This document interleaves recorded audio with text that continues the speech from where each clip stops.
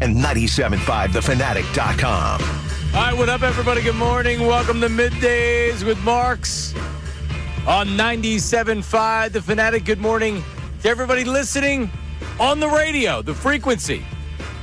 97.5 FM. The call letter is WPEN FM. Good morning, everybody. If you're listening on the app, on the Fanatic app, good morning. Everybody watching on YouTube, good morning. All of our live viewers and chatters, if you're watching later on YouTube, make sure you subscribe to 97.5 The Fanatic. Our subscriber numbers are starting to go through the roof as we say good morning to Ray Dunn. Hi, Raymond. Good morning, Johnny. How are you? I'm horrible, actually. Yeah, I know. That was a really bad question to lead you off with. No, it's not, because I want to actually talk about before we get into the Eagles. Okay, sounds good. No, it's just that today was like a video game trying to get into work. Why is there a roving work crew from 476 to Belmont at 8 o'clock in the morning?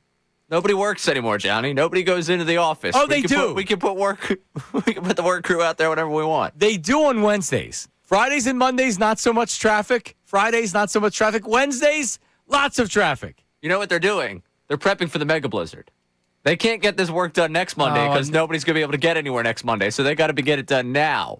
Ray, I finally made it here. I parked in the parking lot. The parking lot's as full as I've ever seen it. Correct. It's people actually work here. I forgot. Freezing cold. It's a long walk, and I just sit there. And I'm sitting there for a second. I need to kind of take a deep breath before I get out of the car. And I'm thinking about the freaking blizzard. And I'm looking around at all the snow. And I'm thinking about having to go home tonight and get the snowblower out and try to get it to work because I didn't use it yet this year. And I'm like, wait, what am I doing? I could have moved to San Diego 10 years ago and gotten a job. And I wouldn't be dealing with any of this crap right now. What am I doing? I hate this weather here. I hate it. It's cold. I hate it. Anyway, good morning, Ray. Good morning. How you Is doing? it a good morning? Is it a good morning? You know what? It's a good morning because we're here. We have lots of stuff to talk about. Jason Martinez scheduled to join the program today. Ill. It's a lower body injury, I believe, for Jason. Therefore, you don't have to say exactly what's going on, but it is a lower body injury, according to Jason Martinez, who I spoke to early this morning. So he is out, which means it's just Ray behind the glass and me in here. Wow, what a throwback. I can pass gas and no one will smell it or anything like that. I have my own studio in here today. It's great. That's good. I'm not going to stop in there. I'll just use the talk back to you. Yeah, so I'm not a guy that passes a lot of gas in public. Anyway, so you saw it late last night. McDaniel he interviewed for the Eagles, or he was supposed to interview for the Eagles offensive coordinator job yesterday, and then late last night, did it break? He was going to the Chargers. I certainly saw it this morning. I was up late and I was up early. So I saw that it's like, all right, the report's already going to the Chargers. And my initial reaction wasn't, no one wants to be Jalen Hurts as offensive coordinator. No one wants to coordinate for that dunce Nick Sirianni. Oh, my God, we're screwed. Right? I mean, I'll tell you what I think it has to do with. But yesterday, Jeff Mosher joined our show, Philly voice, Inside the Birds, does a great job, joins us every week. And we were talking about the offensive coordinator position, right? And he compared it to when you get your kitchen remodeled. You can do the entire, all right, see the kitchen right now, it's not going to look like anything. We're blowing out walls, we're getting new appliances, we're getting new everything. We're going to add square footage to it, complete renovation. And then you have the other kitchen renovation, which is, all right, you're getting new cabinets and maybe you're changing it a little bit and you're getting it all new everything. But it's a renovation, but it's not like all right, we're blowing everything out. And then you get the really, really soft renovation, which is, all right, we're going to get new cabinets or maybe new counters and we're going to get new appliances. But it's going to look like the same kitchen. It's just going to have new appliances and things like that, right? Well, the Eagles offensive coordinator job after Kevin Patullo and after Kellen Moore, and after Shane Steichen, and after Brian Johnson, you wondered what the Eagles are going to want to do. And I assumed that the Eagles were just going to do what they did with Kellen Moore. They brought in a guy with his own offensive philosophy that was independent of anything the Eagles were doing and wasn't aligned with Nick Sirianni, but he came in and he ran the boring Eagles offense. He wasn't running the offense he ran anywhere else. They had Saquon Barkley. They had the offensive line. They very wisely played checkers, and they won the Super Bowl. Now, I don't know what they were doing this year. I don't know what the Patullo offense is or the Sirianni offense or whatever they tried this year. this was going to cause a renovation, and not the soft renovation with new appliances. This was going to be a facelift, a major one. I think it just depends who takes the job. But their interest in Mike McDaniel, the Eagles' interest in Mike McDaniel, tells you they were interested in the full renovation. They were blowing out they were putting the windows in. Now they have a big bay window by the sink. They're adding 50 square feet because they're blowing it out of this wall. Boom. They're extending everything. All new appliances, all new floors, all new everything. That's Mike McDaniel. Changing everything about this Eagles offense. All the things that he likes to do, Jalen Hurts isn't things that Jalen Hurts does, and some people would say Jalen Hurts would struggle at those things. So the Eagles were interested in a complete renovation. All of it. That's Mike McDaniel. Now, he took the job with Los Angeles. Why would he take the job with the Chargers over the Eagles? Can we play Emmanuel Acho? Oh, this guy, if he's not the smartest guy he's ever heard, he definitely thinks he's the smartest guy ever. Between him and Shady, and they're both former Eagles. One actually is a former Eagle. The other one played for the Eagles.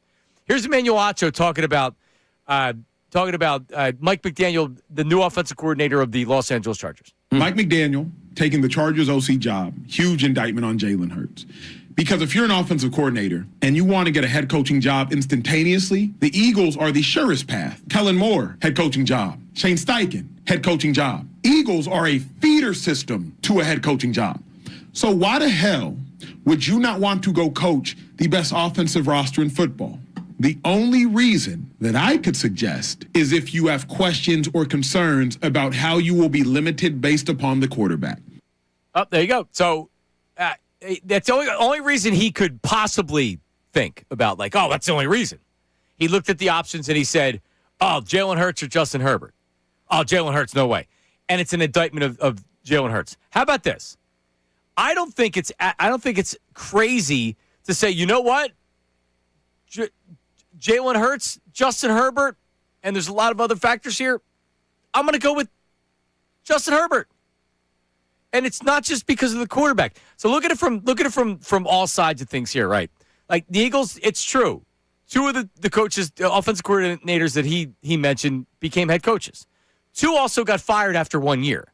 So it's not like that it's just all peaches and cream if you get this job. There's a tremendous amount of pressure on the person coming in to call the offense and design the offense, and this is his offense. And when I talk about pressure, I'm not talking about just Jeffrey Lurie. I'm talking about the media, the fans. We're insane. We egged Kevin Patullo's house. All season long, this obsession with the offensive coordinator, fire Patullo, fire Patullo. People were changing their names on social media to fire Patullo. And he sucked. I get it. As opposed to Southern California, working for Jim Harbaugh, making a lot of money. He's a California guy. His wife, his family is from California. Going to the Chargers with expectations, not Philadelphia Eagles expectations, working with a younger quarterback that has a lot of skill that hasn't gotten over the hump. Justin Herbert hasn't done anything outside of looking really good and having some regular season success. I get it.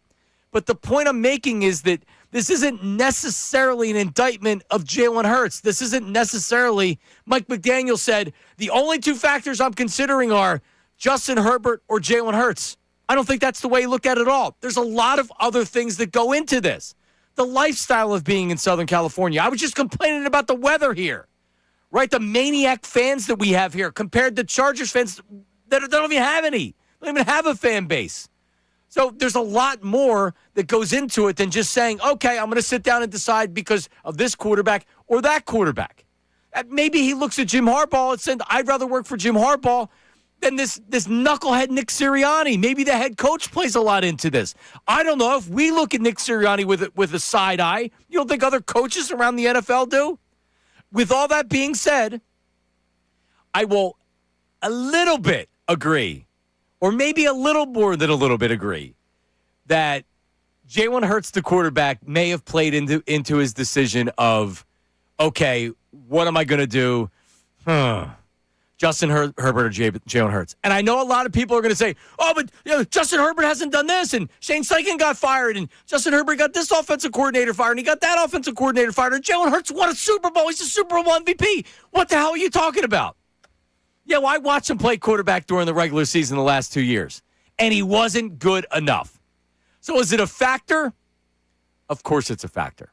Was it the main reason that Mike McDaniel went to the Chargers as opposed to the Eagles? I would say no. Ray, your thoughts?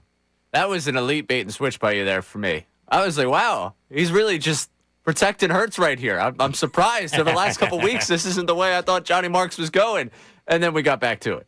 And I think it's one of the factors. Sure. For it to be the only factor, for Acho to sit there and honestly tell you that I can't imagine a world in which there's only any other factor besides picking Herbert over Hurts is disingenuous. It's just very disingenuous. It's clearly a very easy place to go out there. You're not going to take the heat. I mean, you will, because everyone gets blamed except Herbert when it comes to his failures. Everyone will say he's had terrible offensive coordinators. I don't know if you know about this guy, Shane Steichen, but he actually coached Hurts to his best season, done pretty good as Colts head coach. This guy, Kellen Moore, that people love and think is an absolute genius. Herbert also didn't win with him. And by the way, that clip continues on with Acho, where he says, and you have a top 5 defense every year. Not sure if people are aware of the defense the Chargers have been able to have over the last couple of years, but it happens to be pretty darn good. So there's a lot of reasons why you'd want to go out there. And to work for Harbaugh, I imagine that would be something for you, to go out and live in Southern California. No mega blizzards out there, and no morons with microphones like me every week coming in here like Kevin Patullo stinks. So I think that there's a lot of reasons why you would go take that job instead.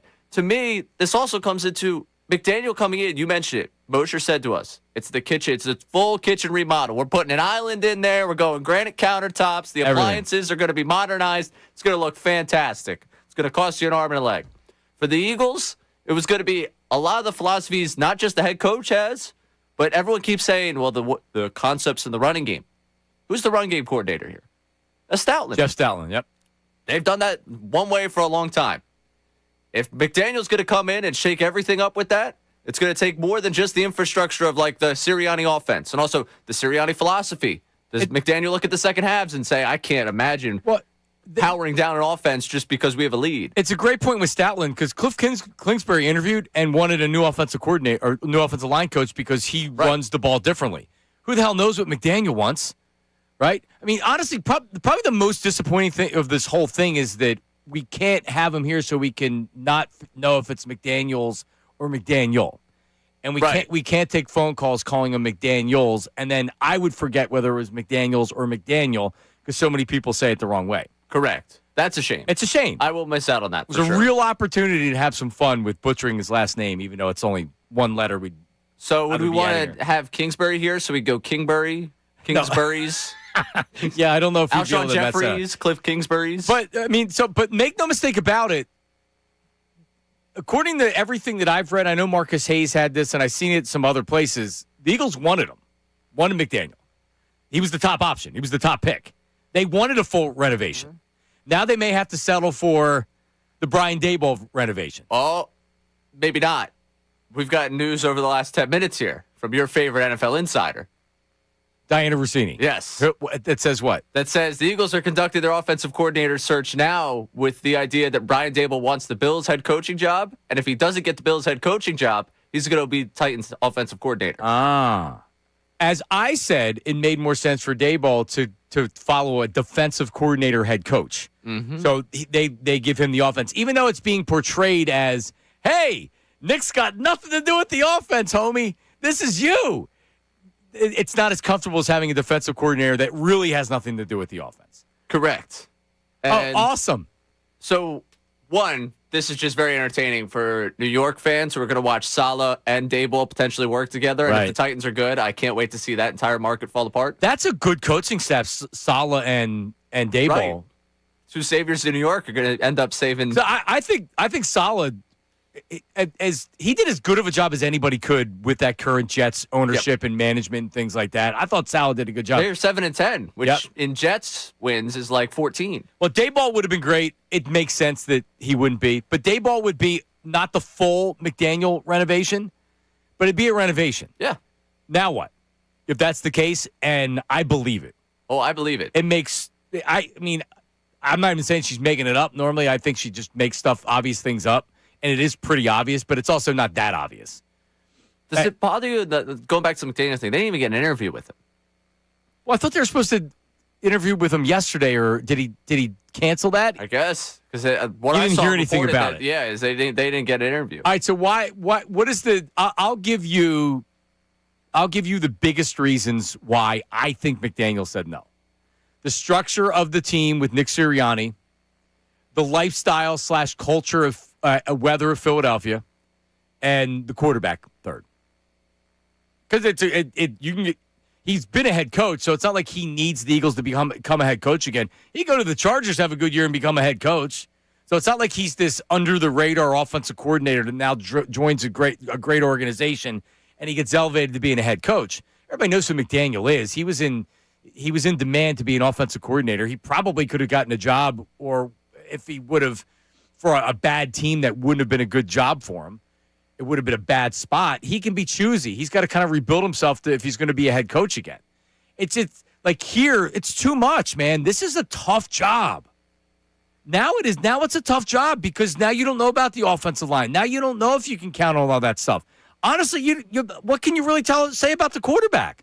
People that are going to say this has nothing to do with the quarterback, you're nuts. A little bit, some of it. But I think with McDaniel, all those other factors, Daboll is more about wanting to be a head coach or, I'm not going to work for Nick Sirianni. And, he'd be working for Nick Sirianni. A guy like Brian Daboll, I can understand being like, I'm not working for Nick Sirianni. No chance. I'll work for Robert Saleh. He's a defensive coordinator. I'm not working for Nick Sirianni. Hey, he'll leave me alone. Exactly. And who knows what Nick's going to be doing? Who knows? Who knows what people think of the Eagles and what's going on the inside, on the outside? I'll tell you this: they're striking out on their top couple candidates. That's reality of it. I can give excuses or say, well, it's only partially this, it's only partially that. You have to start getting a little bit concerned about it, Ray. We'll have Brandon Lee Gout and Bleeding Green Nation coming up at 11 o'clock with the latest on it. Who are we talking about now? Bobby Slowick, who got fired by Houston 2 years ago. Right before I walked in the studio, Rodman did all right, here's 4 candidates, and Slowick was one of them. I think Zach Robinson was another one. Yeah, guys that have gotten fired as offensive coordinator. Right, yeah, you start walking down the path of, remember when you put together your, top 3, 4 options? Out. Now you're on to 5 through 8. Now you're not doing the full renovation. Unless you're going to take a shot. And originally I said, there's no way they're hiring somebody that doesn't have experience. Got to get an experienced play caller in here. Who the hell knows now? This isn't a renovation. This is a new kitchen table. This is, it's going to look a lot brighter in here because the table's a different color. Interest-free financing, too, like me. Oh, yeah. Everything's interest-free financing. Zero down payment, man. What could possibly go wrong with continuing to add things on your credit? What could possibly go wrong? No, nothing. All right, so I'd love to get your reaction here. 610-632-0975. 610-632-0975. I don't believe that Mike McDaniel didn't take this job specifically because of Jalen Hurts, but I'll bet you it played into it. Not one, not two, probably a close third. Daboll, I don't know. It's not as an attractive destination as maybe we thought it was as an offensive coordinator. Acho sounds like an idiot, saying that, more or less, Acho's saying that Mike McDaniel was sitting in a chair and someone brought him 2 pictures. Here's a picture of Justin Herbert. Here's a picture of Jalen Hurts. There's nothing else to consider when deciding where you want to go. I'll take Justin Herbert. Nothing else matters. That's ridiculous. But the quarterback does matter. So does the head coach that now is still there, but what is he doing and how involved is he in the offense? 610-632-0975. Is this cause for concern that the Eagles are striking out on the top candidates for offensive coordinator? Yeah, it is. Of course it is. It doesn't mean they still can't get anybody, but the top guys that were out there that they wanted, they're probably not getting. All right, also, we talked about A.J. Brown yesterday. Adam Schefter joined the morning show and addressed the report that A.J. Brown requested a trade. The latest on that with Adam Schefter, that's coming up next. Your phone call, 610-632-0975. It's Middays with Marks on 97.5 The Fanatic. Now on 97.5 The Fanatic Sports Update. It's a good club. I'm Ray Dunn with this Fanatic Sports Update. Dave Dombrowski and JT Realmuto met with the media yesterday to talk about JT Realmuto's 3-year, $45 million contract. And believe it or not, a lot more had to do with the offseason that Dombrowski had. Dombrowski asked about Bo Bichette and also asked about really an offseason in which the team looks like it's going to be similar to the one they trotted out there last year. I think overall in the wintertime, I like our club. We have a good club. You know, I've just said it's a situation. People forget we re-signed Schwartz. If we hadn't re-signed him, I don't know how I would be feeling about the wintertime. I don't know how many people forgot that, but we'll continue to react to everything they do this offseason here on The Fanatic. The Eagles' offensive coordinator search continues, and it continues without its top two candidates, reportedly at least. Mike McDaniel is apparently going to take the Chargers' offensive coordinator job, and Brian Daboll is either going to be the Bills' head coach or the Titans' offensive coordinator, according to Diana Rossini. The Sixers last night lost 116-110 without Paul George or Joel Embiid in the lineup. BJ Edgecombe scored 25 points for them in that game. Flyers and Mammoth tonight at 9 o'clock. You can listen to the game right here on The Fanatic. This update is brought to you by Borgata Hotel, Casino, and Spa. A hotel might have a bar, a resort, a spa, but if you want it all and more, it's Borgata. Visit theborgata.com to learn more. Must be 21 and up. Gambling problem? Call 1-800-GAMBLER. I'm Ray Dunn, your home for the Sixers Flyers. Best bird talk in town. 97.5, The Fanatic.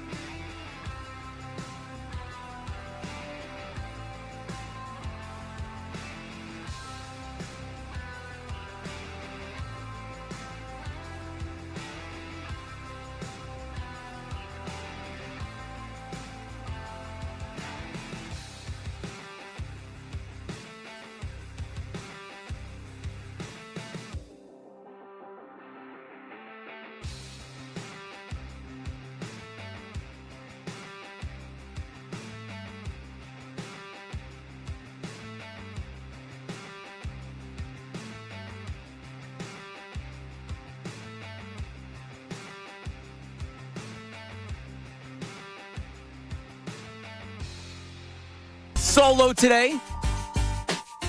Just us. BLG, Brandon Lee Galton. 11 o'clock, Bleeding Green Nation, the latest news. Mike McDaniel, according to reports, headed to the Chargers as their offensive coordinator.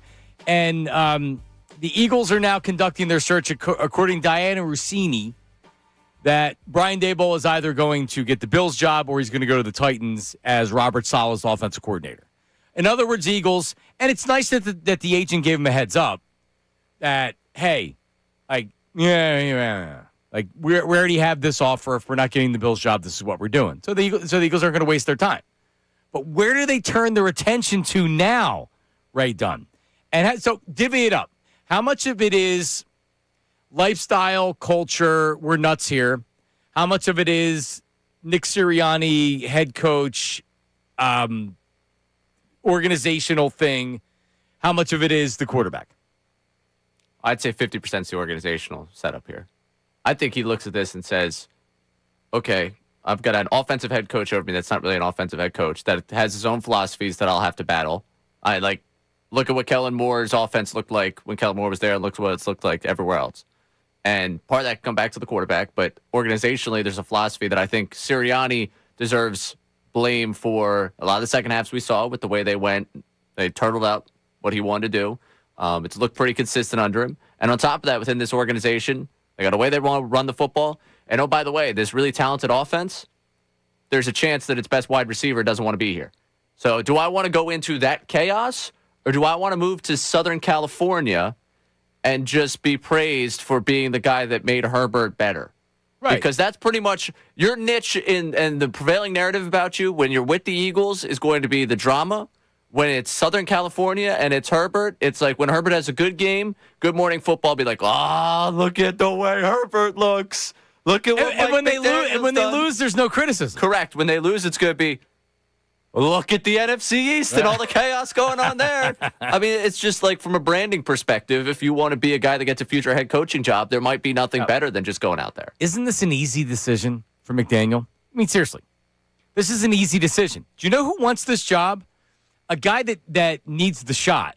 Right. Or has been an offensive coordinator, and this is a really good job for Zach Robinson. Kellen Moore. For a guy that has options, I mean, we're finding out that it's not the most desirable job. And I wonder now because coming off of Kellen Moore, there's the template. He came in from the outside. He had his own offensive philosophies. He changed based on the personnel.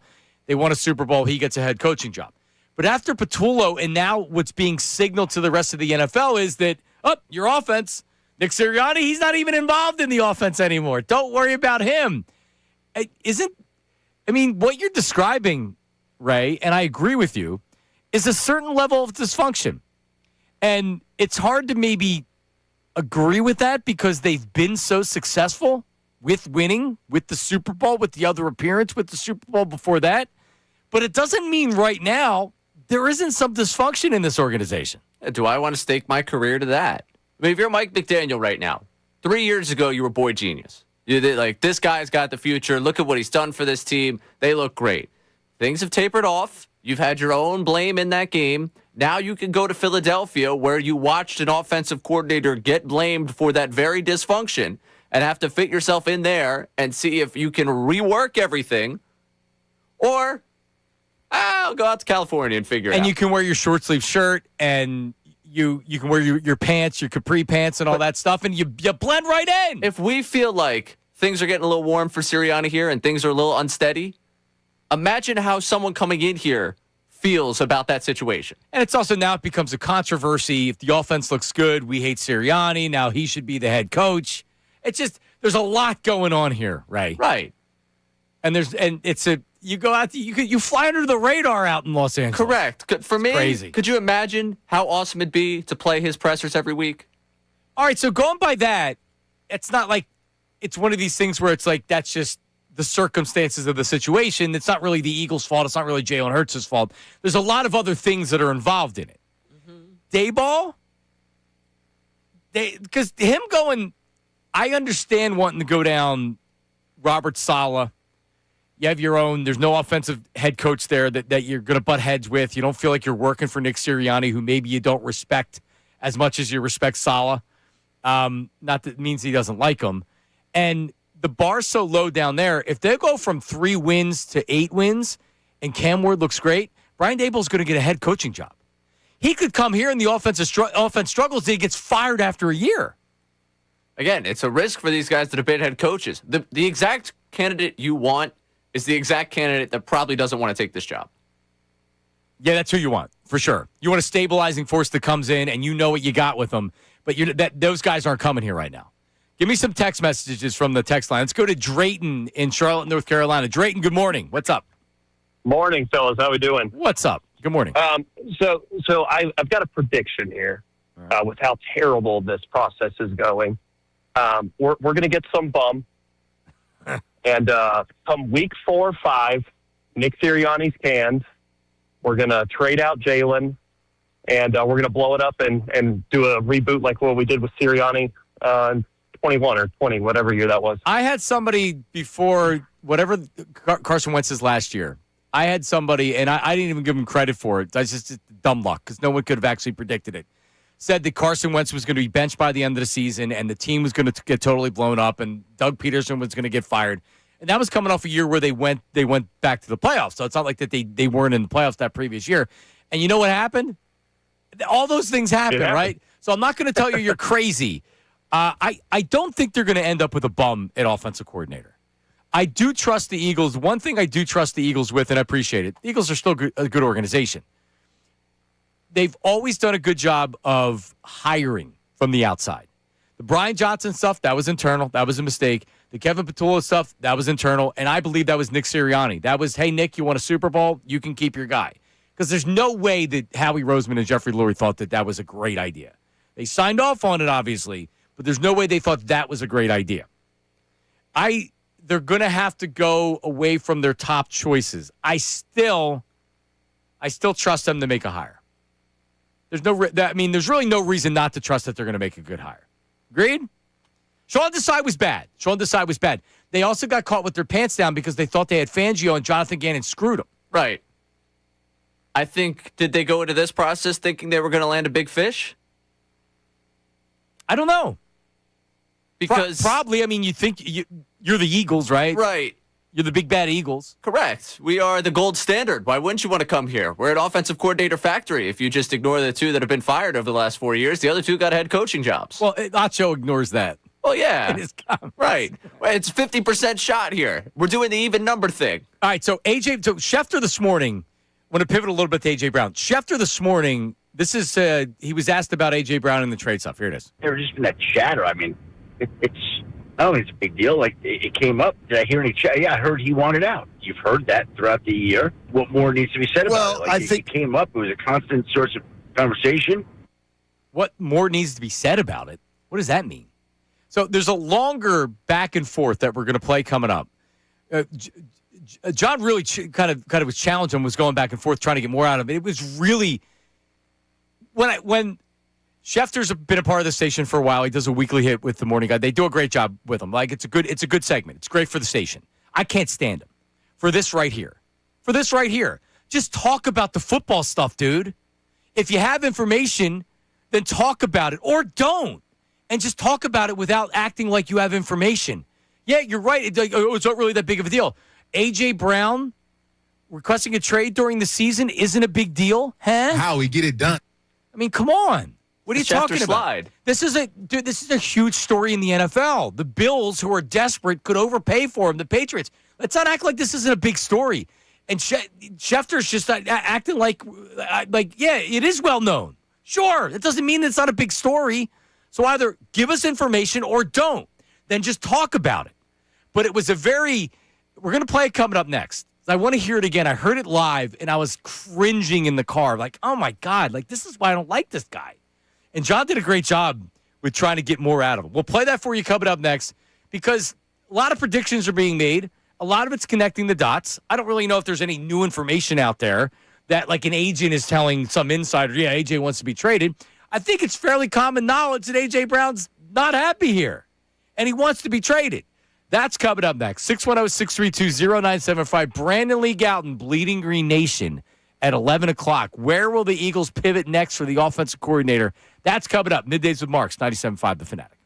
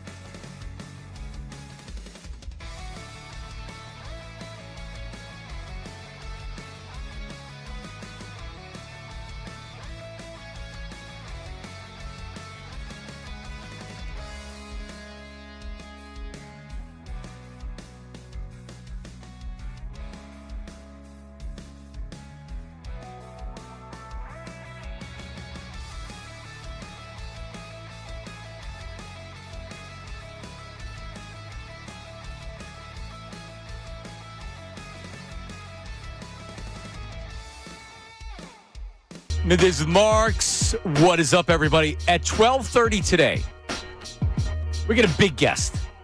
Now, Ray, we're not having Nick Foles on or Jimmy Rollins or Chase Utley. It's not that level of big guest. But I think to a lot of the audience, this will be someone that they're really, really will be excited to hear. To the audience? And to Ray. The hell with the audience. The guy in the producer booth. Look at Ray. He's so happy. I can't wait. We're calling him over the long break, so I'll be on the phone with him for 5 minutes before he gets on the air. 12:30. A little bit before 12:30 because we have to break it by like 38:39. So that's coming up. Why didn't you think of this? Why does it have to be me that came up? Heck, I'm just wondering. Because, when it's me, it's like, let's go get the old hose back. Quiet. It's a surprise. Oh, yeah, my bad. It's a surprise. I don't want to overstep. Yes. Yeah. Well, what do you mean? We need guest ideas. We need good content. Yeah. All right? Great content. This is good content. I'm a big fan of this content. I know. So that's coming up at and just one other thing here, and then we'll get to the Schefter stuff. A lot of people have asked me where Harry is, and I hadn't even thought about it. And I'm like, oh, that's right. I guess if you weren't listening when we said he's not going to be on. Harry's in Florida. I think he's back the 28th. Yes, I think that's when he said he was back. So that's where Harry's been. Florida Man Mays. Yeah, he's going to be a part of the regular rotation when he comes back. It's a matter of some details being worked out that I'm still waiting on. But yes, Harry's not. Harry's very much still going to be on the show. Yes, he's texted me today about Owls basketball. How they doing? They got Rice tonight in Houston. All right. Well, the women Owls played last night, right? They did. Big win over South Florida. I was following it. Needed that. Needed a victory. When I think to text you at night, I always look to see if you're working. Then I don't want to like Nate will send group texts with stuff that he sees, which is good. I don't want to bother you while you're doing play-by-play. That's okay. I did Google it to see, and I saw that you were doing play-by-play last night. Yeah, Bulls came on the 5-game winning streak. Owls snapped it. Oh, look at you. All right. So here we played the earlier cut with Schefter. It's really like listen. This isn't rocket science. This isn't for me biology. I struggle with biology. God forbid they gave me chemistry. Oh, I struggle with chem. Oh my God, that was my problem. I wouldn't be able to do it. Trigonometry, I was good with, but for whatever reason, geometry, terrible. It's just like the way that my brain works. My chem teacher asked me why I was even in the class. It's a good question. Why were you? I didn't have a good answer for her. Well, this is like asking Schefter about A.J. Brown information. So this is about 2 minutes, but stay with it. It's really uncomfortable. Listen. I'm curious, there was a report at the end of last week that A.J. Brown had actually requested a trade numerous times this season, going back to week 3. Just wondering if you heard anything similar to that report. Again, there just been that chatter. I mean, it's I don't think it's a big deal. Like, it came up. Did I hear any chatter? Yeah, I heard he wanted out. You've heard that throughout the year. What more needs to be said about it? Like, I think it came up. It was a constant source of conversation. If you heard he wanted out, do you know the source of why he wanted out? Like the source of his conflict? Well, the source would be his general level of happiness, however that is formed. It feels like you're looking for something here. Of course I am. I don't know. Of course I am. You know that. Yeah, I know. I know you are. Okay, but usually when somebody wants to be traded, they're not overly happy in the situation. I think it's no secret that A.J. Brown wasn't overly happy at various points last year. Everybody knows that. So why did he want to be traded? You want me to say it's because of a certain relationship with a certain... I have no idea if that's the case. I think everything gets factored in. Okay, can I ask you this? Am I to believe no one's ever told you what he's upset about? They've told you that he's upset, and they've never told you what he's upset about, or you've asked that question? I really did not do a deep dive on A.J. Brown that I remember. I don't remember. Like, maybe it came up, but I got to be honest. You care way more about A.J. Brown than I do. Okay? I know that. Sure. I got 32 teams. Just pause for a second. Like seriously? Yeah, of course we care more about A.J. Brown in the city than you do. Let's not act like it's not one of the biggest stories, and it wasn't one of the biggest stories in the NFL. What, you're too big of an insider to check in? I mean, you got to be kidding me. All right, go ahead. On every team. So A.J. Brown's name has come up on many occasions. I think we all know he was unhappy. I never did some deep psychological profile to find out why he was so miserable. All right, so then you weren't doing your job, because you could come out and say, I don't have any reason to believe that it had anything to do with Jalen Hurts. You could have said that. You could have came out and said, I think there's various reasons why A.J. Brown did request a trade. The level, he's unhappy. Now, do I know if it has anything to do with Jalen Hurts? I don't know that. I checked in, and however you want to say it, it's easily answered if you want to answer it that way. but he's weaseling around. I don't know if he really doesn't know anything or if he knows anything. Does he know anything? Or is this just such surface level NFL insider stuff? He doesn't even check on anything anymore. Unless he's getting a text message from an agent that says, here's what to say, he's just a robot. He's breaking news. He's not developing stories. Well, he's not a story developer. That's not what he does. You're right. He's not a reporter. He's an insider. Right. He gets text messages, and that's what he gets. He can't actually talk about football, and that shows it right there. If it's fairly obvious that he's unhappy, and I agree with him, it's fairly obvious that he was unhappy this year. So let's talk about it. Say that I've never heard that this had anything to do specifically with Jalen Hurts. Say that. Or say that there's mixed messages being sent out there. I've heard that there's some unhappiness, and a lot of people are speculating that it has to do with the quarterback. Now, I've never been told directly about that, but I've heard the same things that you have. And listen, I think that you would have to be crazy to look at the offense and say that Jalen Hurts' play doesn't have something to do with that. Anything but how he answered it. He gave you nothing. Like he was uncomfortable. Do you know came on Philadelphia radio not anticipating an AJ question. Didn't he actually report in that bite that AJ Brown requested a trade? Yes.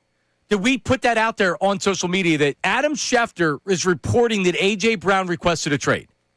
Go check our Twitter right now. No, but play it again because they actually said that without even knowing he was reporting it because he didn't come on to do it. But he actually said it. Yeah, go ahead. That chatter. I mean, it's. I don't think it's a big deal. Like it came up. Did I hear any chatter? Yeah, I heard he wanted out. All right, but he went further. But it doesn't matter. I'll even listen to it during the break. I had heard he wanted out. Isn't him reporting that he wanted to be traded, which I believe he said later on. Regardless, this really isn't that big of a deal. He wants AJ Brown wants to be traded, or at some point wanted to be traded, or there's some level of unhappiness. Whether the Eagles do it or not, we'll see. And that's really the development of the story that he's incapable of doing, is developing the story. Joe Santaloquido said that at most he gets a third-round draft pick. What do you think his potential value could be? Did he indeed ask to be traded after week 3? Did you hear the same things of him being asked to be traded 3 times during the season? Right? Like, he doesn't know that because it's surface level, and he never does. Like, when he had said, people criticized him for Lane Johnson. When he answered the question with Lane Johnson, I haven't talked to anybody on the Eagles that have said that he's not playing this week, so I'd be blown away. He prefaced it by saying he hadn't spoken to anybody about the Eagles. That's a situation where there's no reason for Adam Schefter to check in. He is national NFL insider.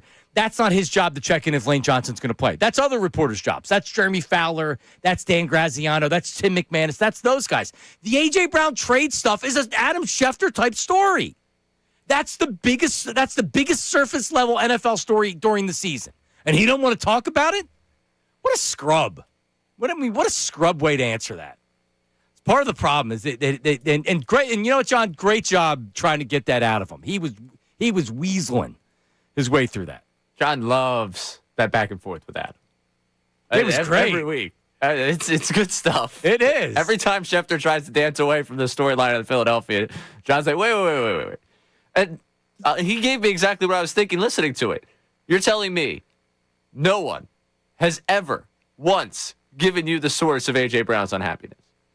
But, knowing what that is, which everybody probably can speculate if it's Jalen Hurts, and actually reporting that, I don't blame him for if he's hearing it second and third hand, then I'm not going to come out and say right. Jalen Hurts is a big part of it. But you can answer it to where you can say a lot of the things that I'm hearing is that this, or I've never heard that it's Jalen Hurts. Right. It's John. Hey, I haven't gotten into exactly what it is, but I think we can all look at this and speculate that has to do with the quarterback, has to do with the offense, has to do with a number of different things in Philadelphia. Like, you've done hits in other cities when you know what they're going to ask you about Philadelphia. You're well aware going in. If this morning you didn't anticipate A.J. Brown's unhappiness to be at least top of the list, like, hey, offensive coordinators, you got a name for us? Hey, A.J. Brown, what do you think the chances are he's here next year? It's one of the is there a bigger offseason story than A.J. Brown right now? What is it right now? Like, outside of head coaching things. Outside the coaching carousel? Because that's happening right now. What's the biggest offseason story? Doesn't seem like Lamar Jackson's going to get traded because they fired the head coach. A.J. Brown's the biggest name out there that's going to be moved. At least right now, I can't think of anybody else. Okay, so that's a big story. Right. I'm with you. All right, coming up, Brandon Lee Gowton, Bleeding Green Nation, the latest on the offensive coordinator search and what he's hearing about a potential A.J. Brown trade. And then we have Phillies talk after that. A lot to get to, including the details of what happened with the Mets and the Phillies. And Bo Bichette. Did Bo Bichette do the Phillies wrong? Those details being reported. We have that big 11 o'clock hour coming up next. Middays with Marks, 97.5 The Fanatic. Now on 97.5 The Fanatic Sports Update. Nothing like a good club. I'm Ray Dunn with this Fanatic Sports Update. Dave Dombrowski and JT Realmuto met with the media yesterday following Realmuto signed a 3-year, $45 million contract to return to the Phillies. A lot of that media availability had to do with the Phillies offseason and the pursuit of Bo Bichette. Dave Dombrowski talking about just how good this team is headed into spring training. I feel great about our club going to spring training. I think we have a very good chance. We won 96 games last year. We've got a different outfield in Garcia that we think can come back and have a big year for us. We made some changes in the bullpen.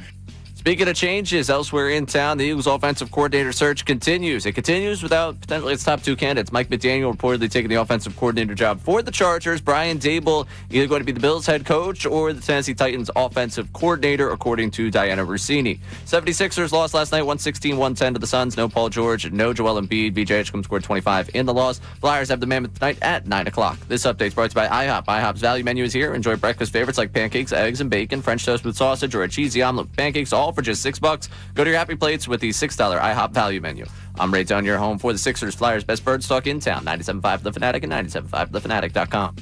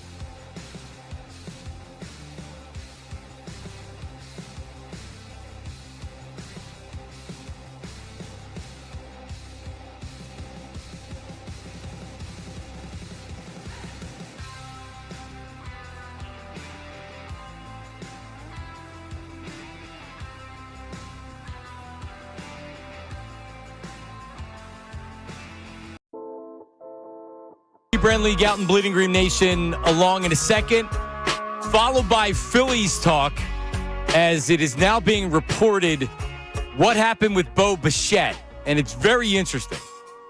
And Chase Utley's going to be in the Hall of Fame, not this year, but he's going to be in the Hall of Fame. Which I don't know. I was just surprised that he got that many votes. Cole Hamels got a lot of votes, so that's coming up in the 11 o'clock hour. But the latest news in the Eagles' offensive coordinator search is the following. That Mike McDaniel, according to reports, is going to accept the job out with the Chargers as offensive coordinator. And then this morning, Diana Rossini reporting that Brian Daboll is either going to be the Bills head coach or he's going to go work for Robert Saleh as his offensive coordinator, leaving the Eagles out in the cold. Is this a desirable destination? We will discuss with the head of Bleeding Green Nation, longtime Eagles reporter Brandon Lee Galton. What's up, BLG? How's it going?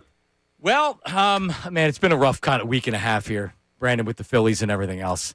But, all right, so McDaniel to the Chargers, the Daboll information this morning, not really that much of a surprise if you think about it. First of all, let me just ask you, like, is there some level of dysfunction that is causing guys with options to say, you know what, I'd rather go somewhere else, and the Eagles are going to be faced with getting a guy that kind of needs the job more than that has other options? Like, how do you look at this offensive coordinator job for the Eagles? I think there are obstacles. And, it depends on the candidate, but not all of them are even like, oh, it's a huge indictment on the team in terms of, let's look at this Jeff Stoutland, for example. Like, a lot of coaches would probably like to work with Jeff Stoutland, but some coaches, including these offensive coordinator candidates, might have their own ideas of who they want as their offensive line coach or on their staff in general.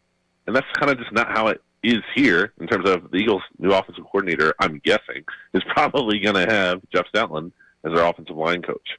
So, it's not as simple as it's a blank slate and you just get to come in and you get to call plays as the number one guy and you get to assemble your staff. Like, it's just not quite that simple. Right. So, like for example, I think Daboll goes to Tennessee because he has respect for Saleh. He's the defensive coordinator. He really goes down there and he's the offense. Here, right, even though the Eagles are signaling, hey, we're willing to totally renovate. You come in, this is your offense. You're still working for Nick Sirianni. Brian Daboll would still be working for Nick Sirianni, and I'm sure the relationship's fine. But Nick Sirianni is still the head coach, and he's an offensive coach that now is being like, hey, well, he's not really the offensive coach anymore. It's just not as desirable as a place like Tennessee, where then you also don't have the expectations that is here in Philadelphia, right? And Daboll very easily, with a good season in Tennessee, could get a head coaching job the following year. So I think with the first two candidates that the Eagles were going after, there's reasons why it was almost a no-brainer from my perspective to do something else other than come here. Yeah, and I think, just even applying this to like when the Eagles are looking for head coaches, they don't necessarily have the pick of their litter. And that's okay from a standpoint of, they won a Super Bowl with Doug Peterson, who wasn't their top choice. They won a Super Bowl with Nick Sirianni, who wasn't their top choice. But their candidate pool is going to be limited because some coaches want a lot of control and say. And they're just not going to have that when Howie Roseman and Jeffrey Lurie are running a very GM/owner-centric kind of team and not a head coach-centric team, with the exception of when Chip Kelly was here for a little bit. And obviously that didn't go so well. So applying that same kind of thing to the offensive coordinator dynamic, like there's just certain things in place that are just going to be there, and not every candidate's going to be on board with that. That therefore limits your candidate pool. That doesn't mean you can't get a good offensive coordinator, right, but it does mean you might not be able to get your number one or number two priorities, and it sounds like McDaniel and Daboll were those guys. So Emmanuel Acho, with his clickbait podcast or whatever he had said last night, so he comes out and he says that, more or less just saying the only thing that Mike McDaniel could possibly be looking at is Justin Herbert or Jalen Hurts, which is crazy, and it's silly, and it's actually idiotic to say. With that being said, how much do you think the quarterback does play into some of the top guys or other offensive coordinators when they look at this? Like, can it be considered a negative, not just a positive? Because he is a Super Bowl MVP, but the passing offense hasn't looked great the last 2 years. Yeah, it's a factor. It's obviously not the only factor. I mean, the weather's pretty nice in California from what I hear. Mm-hmm. And I'm sure that has something to do with Mike McDaniel going there as well. Apparently his wife is also from there. So, there's a lot of layers and factors to this. But the quarterback's a big one, absolutely. And it's not just, and it's not like, oh, is this quarterback good or not? Again, it kind of goes back to what I'm saying here about the ecosystem that the Eagles have here, where the quarterback has had a lot of say and typically does have a lot of say in this offense. So it's not even just like, oh, do I like this guy or not? It's also, well, do I like what this guy wants or not? Because that's just going to be a big factor because the quarterback is very much empowered in this structure unless the Eagles change something. Right. And we're talking to Brandon Lee Galton, Bleeding Green Nation, and the Eagles coverage is great, but I'm looking right now on the site. Eagles offensive coordinator candidate and rumor tracker. You guys keep very close eye on it, and you update it when things happen. So who would you say right now would be considered the strongest candidates? Even if, I don't even know if you have an answer for this, but right now, being that Daboll looks like he's out of the picture, McDaniel took another job, who would you say would be a leader or two or three in the clubhouse right now? Yeah, it's tough because, like you just said, I thought Daboll was always the most likely to me from a standpoint of both Eagles being able to get him and then him having interest. But clearly, that was before the Bills' job opened up. I didn't know about that. Didn't expect that. Which was the Eagles' same thing. And then McDaniel obviously in there too. So, and a lot of these guys that you see now who are remaining are kind of in a similar bucket of like, okay, they might have one or two good things attached to their resume here that, you see why the Eagles have interest or they interviewed him. There's a lot of question marks too, and there's struggles in there. Someone like Josh Grizzard who got fired, by the Bucks. Bobby Slowick who got fired by the Texans after being a head coaching candidate. Like these are guys where it's like, okay, at one point in time thought highly of, so you can see why the Eagles have interest in them. But at the end of the day, there's also a reason why they're not considered the top guys on the market. So if they're not, if Howie Roseman and Jeffrey Lurie aren't enamored, they missed on the big swings, and now they're looking at the Zach Robinsons and the Slowicks and those guys. I know everybody wants the experienced play caller. I get it. But you do have some younger, and the Eagles have done very well with getting guys that aren't necessarily top candidates, and Andy Reid and Nick Sirianni. No one expected that. It's worked. Do you think there's any chance they go with a guy that doesn't have the experience, but maybe has the McVay mind and has come up under McVay? Yeah, I mean, I like that line of thinking. Not even necessarily just McVay, but like someone like Charlie Weiss Jr. I know the Eagles are interested in and might be bringing him in for an interview this week. He hasn't done it at the NFL level. He's mostly been in college except for 1 year with the Falcons. But that's a guy who's been part of some really very good, some of the best passing college offenses over the past few years here at Ole Miss, and now working for LSU on Lane Kiffin's staff. So that's someone I'd take a hard look at and maybe say, okay, we're not getting the established play caller. Maybe we just need to take a big swing and shoot for the upside, and maybe he could be the next big thing in the NFL. It's a big risk, but I think you're at a point where maybe you need to take a risk as opposed to just playing it safe with some of these names that are out there. All right, BLG, Joe Santoliquito on Bleeding Green Nation reporting that a few times during the season, A.J. Brown had requested a trade. I know we all hear things, and it was fairly obvious that there was unhappiness from A.J. Brown last season. Did you hear the same thing about the trade requests? And what percentage would you put it at, do you think A.J. Brown gets traded during this offseason?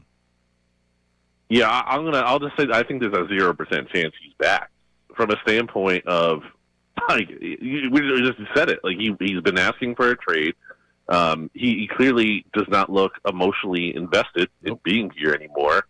I think it's a stretch to be like, oh, they hire a new offensive coordinator and that changes AJ's mind entirely. I mean, I just don't buy it. I think it's too far gone, and it's not ideal, and it's not what I want personally. Like if I'm saying what's best for the Eagles, I don't think the Eagles get better by trading A.J. Brown. But there comes a point in time where it's the reality that's in front of you, and you can wish for it to be different, but that's not going to change the cold hard facts.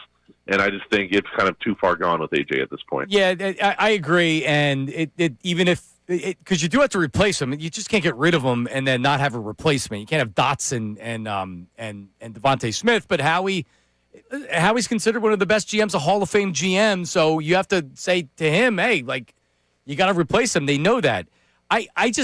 Joe had said during he was on with Bill and Ricky, and he had said that he sees a third-round draft pick at best because of the injuries and other things. I totally disagree with that. To me, it looks like there's a couple teams that may be desperate to get a weapon like A.J. Brown. The Bills are going to be desperate. The Patriots, depending on what happens, they have a lot of money. So I think there's still a market. I don't think you're getting a first-round pick for him, but I still think you can get a second-round pick and maybe a little bit more. Yeah, I don't think you're getting a first-round pick because part of it's leverage too, right? Like we all know this, that he doesn't want to be here, or seemingly. The other teams know that too, so that kind of impacts your leverage. Now, I will say one thing that I think Howie Roseman could is factoring in here that other GMs might not, and if they're in the situation, is the idea of future picks. They got a third round pick that they're getting this year for Hassan Reddick 2 years ago. Yeah. So I think it could be a situation, and that's not ideal because ideally you want a pick that can help you contribute sooner than that. But I do think Howie's going to try to get the best deal, and if that means waiting a couple of years with a pick, I do think he's going to have that patience to get that done. That's a good point. Yeah, because that pick, you're right. When you get the pick, it's like, we got to wait a year or two for it. Like, it doesn't suck now when you got that pick. So it's a very good point, BLG. Hey, man, listen, always appreciate when you're jumping on. Bleeding Green Nation, Brandon Lee Gowden, read them. Thanks, Appreciate buddy. it, Johnny Marks. All right, buddy, see you. There he is, BLG. There you go. He sets it at 0% that he's back, Ray. All right, so 0% he's back. Is this the new walk to work bet? Yeah, I'll walk to work. Okay. No way. I live too far away. All right, then let's set it. I don't think it's 0%. I mean, here's why I don't think it's 0%. They're not going to trade him for a third-round draft pick. right. They're not. No way. Howie will not do that. He'll go into the season and try to get him off to a fast start and see what happens. Remember when he didn't trade Sam Bradford? Ended up being a first-round draft pick. If he just trades him right away, he didn't get anything really for him. But then Minnesota has the injury, and they were desperate and stupid, and they traded a first-round draft pick for Bradford. He's not in the business of giving away great players. No, he's not in the business of giving away great players. But I think that they're going to be offered a second-round pick. It'll be gone. And it'll be gone. But if they don't get that, they're not going to trade him. I don't know. They've already seemingly primed the pump with the idea that they don't have to get rid of him. But agreed, and Brandon had said the whole leverage thing. It's not about leverage; it's how many teams want him. Because if there's multiple teams that are interested, that's how you drive up the price. Right. Howie can say, "I'm not trading him for anything less than a second-round pick." Remember when Carson Wentz, when they were trying to trade Carson Wentz, the Bears were interested, the Colts were interested, and it was like the last two were the Bears and the Colts. And it came out that Carson didn't want to go to the Bears. And so it was like, well, hey, if he doesn't want to come here, we don't want him. We're not going to trade. Yeah. Like, we know we can force him to come here. That's not what you want to do. I would never do that, right? So then it was like the Colts were saying, okay, we're the only team left. So you either keep him or you give us what we're asking. And Howie Roseman said, or you don't have a quarterback. And you want this guy. So you are going to give us something more than you're offering. So then it becomes a staring match to where you really have to meet in the middle. The team wants the player. The Eagles want to move the player. So did they end up getting a first-round draft pick because it was a conditional pick? So they actually get something really good, but the Colts started off there being like, well, you don't have any leverage. And the leverage is you want the player. A.J. Brown's still a good player. And if the Bills decide A.J. Brown is what we're missing because they need a weapon and they lost, why the hell wouldn't they give up a second-round draft pick? A second-round draft pick? Eagles gave up a first-round draft pick. Was one of the best trades they've ever made. Right. A first and a third, I think. So anyway. But let's walk down this path. So who out there, if you had to say right now, crystal ball, top three for him to go to? Bills, Patriots. Who else needs a wide receiver? A lot of teams need wide receivers. Right. That's what I mean. So there'll be plenty of teams. There should be a flush market. So if this is totally irreparable, we've gotten to the point where they can't salvage any sort of a relationship, we can do this whole, will they, won't they, for January, February, March, however long they want to drag this bad boy out. But let's call it what it is. The team's going to want to know how much money they got on their books. Yeah. They're going to get right. to free agency. They're going to be like... This has to be done before free agency. So, and that's the interesting part of this whole thing, because we get there's no way he's going to be back from just the standpoint of people who know what's going on within those four walls, and I can't imagine they have him back. But they've also started to prime the pump with we don't have to get rid of him. I mean, not that Billy C., our insider, they were talking to him, hey. They fed him information. Yeah, we don't have to get rid of the guy. It's not a guarantee he's gone. Well, it's not a guarantee he's gone because he's still on the roster. Howie Roseman didn't sound like a guy that seems primed to keep A.J. Brown when he talked about him. I think it's easy to say we don't have to get rid of him, and there may be some level of accuracy to it. But then when you take a step back and you look at it, and it's like, all right, we're really going to do this again? He don't want to be here. That's what I mean. Like, they can go in, and if I were them, I would go in with we're going to bring in this offensive coordinator. We're going to have this offensive coordinator sit down with A.J. Brown. Yeah, Bobby Slowick's going to woo A.J. Brown. Well, that's what I mean. Being happy. In their mind, what's easier? Well, the easiest thing to do is trade him. Well, I guess the easiest thing from an optimist standpoint is like, hey, we're going to bring in this offensive coordinator. It's great. And I think the good thing with AJ is he's not looked at as being a pain in the ass necessarily. More like for 2 or 3 years he's going to be just fine, and he's a little bit complicated, and we may have to do some extra talking with him and things like that. But he's not a bad guy. He's a good teammate. There's nobody on this team that'll tell you he's a bad teammate except maybe the quarterback, and he's not going to say that publicly. There's no coach. There's no one. Jeffrey Lurie was giving him hugs on the sideline after he's airing his grievances on social media. Right. He said, I'm sorry. And Jeff said, no, you don't have to apologize. I mean, Jesus. I always go back to the Sirianni story about AJ comes to my kid's baseball game or softball game, whatever it is. Like, clearly there's a dynamic where he's they a like good the dude. guy. Everybody likes him. And that's well known around the NFL. So if that's the case, man, for 2 or 3 years, if you're the Bills, maybe you can get a first-round draft pick. Are you trading, if you are offered a first-round pick by an NFC franchise? Give me the team. We'll do it for the bid.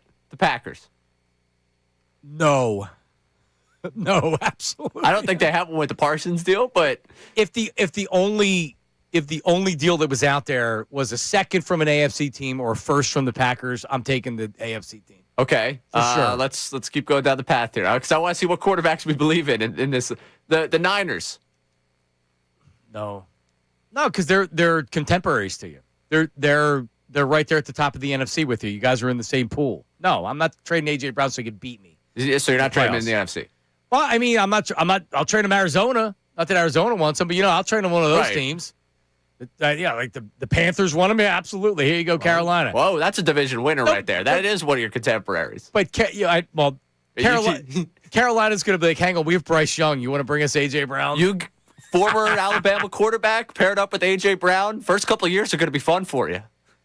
All right. Well, there you go with A.J. Brown. Let's keep that when BLG said, well, if you're asking me if A.J. Brown's coming back, I'd say there's a 0% chance. That's why I'm saying this could be the new walk to work bet. Like if it's a 0% chance, if A.J. Brown's an Eagle to start the season, I'll walk to work. You will? Yeah. Okay. But we brought back Brown. I'm celebrating. You kidding me? I might go buy an A.J. Brown jersey. Walk to work in the A.J. Brown jersey. But do you believe? Because now it feels like we've tried it 2 times and it hasn't worked out. We have to do something different. What do you mean? I just like the walk in the work bet has lost the luster for me. It's almost like we're trying to do it's also too things. long of a payoff for you. No, don't want to wait till September for me to walk. No, but it's also like to the listener, it's they're doing this again. To where we're going to do something until you walk to work. It's not spontaneous. It's not. Well, that's when I heard 0%. That was what popped to my mind because we thought about doing another one. But if we don't want to do another one, that's fine. I'm perfectly fine driving to work. No, I want to do something different. We'll think of it. Let's get suggestions on YouTube and on the text line. I don't know if I want these people's suggestions on this. 6320975. People too comfortable with me on that one. Yeah. We can find some safe things for you to do. Safe in what regard? Well, that you won't be injured or mugged or anything like that. We can find. You still, even though you're very accomplished for being in your mid-20s and you do play-by-play and things like that, you still really are the crash test dummy of the show. That's kind of what your role should be. There's 2 of us here. Well, the show's name Middays with Marks. Yeah, I am the crash test dummy. But also, like with the co-hosts, they're like, I'm not going to have Harry on a skateboard going down the art museum steps. That's obviously. your job. Never skateboarded a day in my life. Even better. No, we put you in a trash can with wheels and we put you down the art museum steps. Something like we said we were doing that with Nate. He needs to. All of it. Dutsy needs to do it. Nate needs to do it. I can't do it to Caputo. Yeah. Can't do it to the female. Yeah. I'd look mean. Right. Anyway. Yeah, no, it's kind when you do it to the... Ricky can yell at Caputo, but I'm not going to... Man, why are you trying to set him off? We've had peace here for like 2 weeks. All right, so we'll segue into some Phillies talk here. Scott Lauber of The Inquirer has the reporting today. What happened with Bo Bichette? And I heard Jim Salisbury. Get the Salisbury cut earlier. We don't have to play it right now. Jim Salisbury had said that it was a really odd press conference that you could now we'll play it coming up. 610-632-0975. That the press conference, it was the Phillies were really gut punched by the Bo Bichette signing with the Mets. Like, really weren't prepared for it, and it's taken its toll on them. And what happened? What did Bo Bichette do? Did Bo Bichette give the Phillies a chance to counter or match the offer? The reporting is in. We'll share it with you coming up next. And also, the Phillies Hall of Fame votes. Is Chase Utley going to be a Hall of Famer? That's all coming up. Middays with Marks, 97.5 The Fanatic. Now on 97.5 The Fanatic Sports Update. They've got a good club. I'm Ray Dunn with this Fanatic Sports Update. It is the common refrain of Dave Dombrowski, and you heard it yesterday when he met with the media after JT Realmuto signed his 3-year, $45 million contract. Dombrowski talking about the fact that he likes what he sees despite the disappointment of Bichette. I think overall of the wintertime, I like our club. We have a good club. You know, I've just said it's a situation. People forget we re-signed Schwartz. If we hadn't re-signed him, I don't know how I would be feeling about the wintertime. No, I'm not just replaying it to upset John throughout the entire show. There's no way I would do that. Eagles offensive coordinator search continues, but without its top two candidates, Mike McDaniel reportedly being the Chargers offensive coordinator. Brian Daboll would be the Bills head coach or the Titans offensive coordinator. Sixers lost last night, 116-110. No Embiid, no Paul George. VJ come at 25 and lost. And the Flyers have the Mammoth tonight at 9 o'clock. This update's brought to you by IHOP. IHOP's value menus here. Enjoy breakfast favorites like pancakes, eggs, and bacon, French toast with sausage, or a cheesy omelet with pancakes, all for just $6. Go to your happy plates with the $6 IHOP value menu. I'm Ray Dunn, your home for the Sixers, Flyers, best birds talk in town, 97.5 The Fanatic.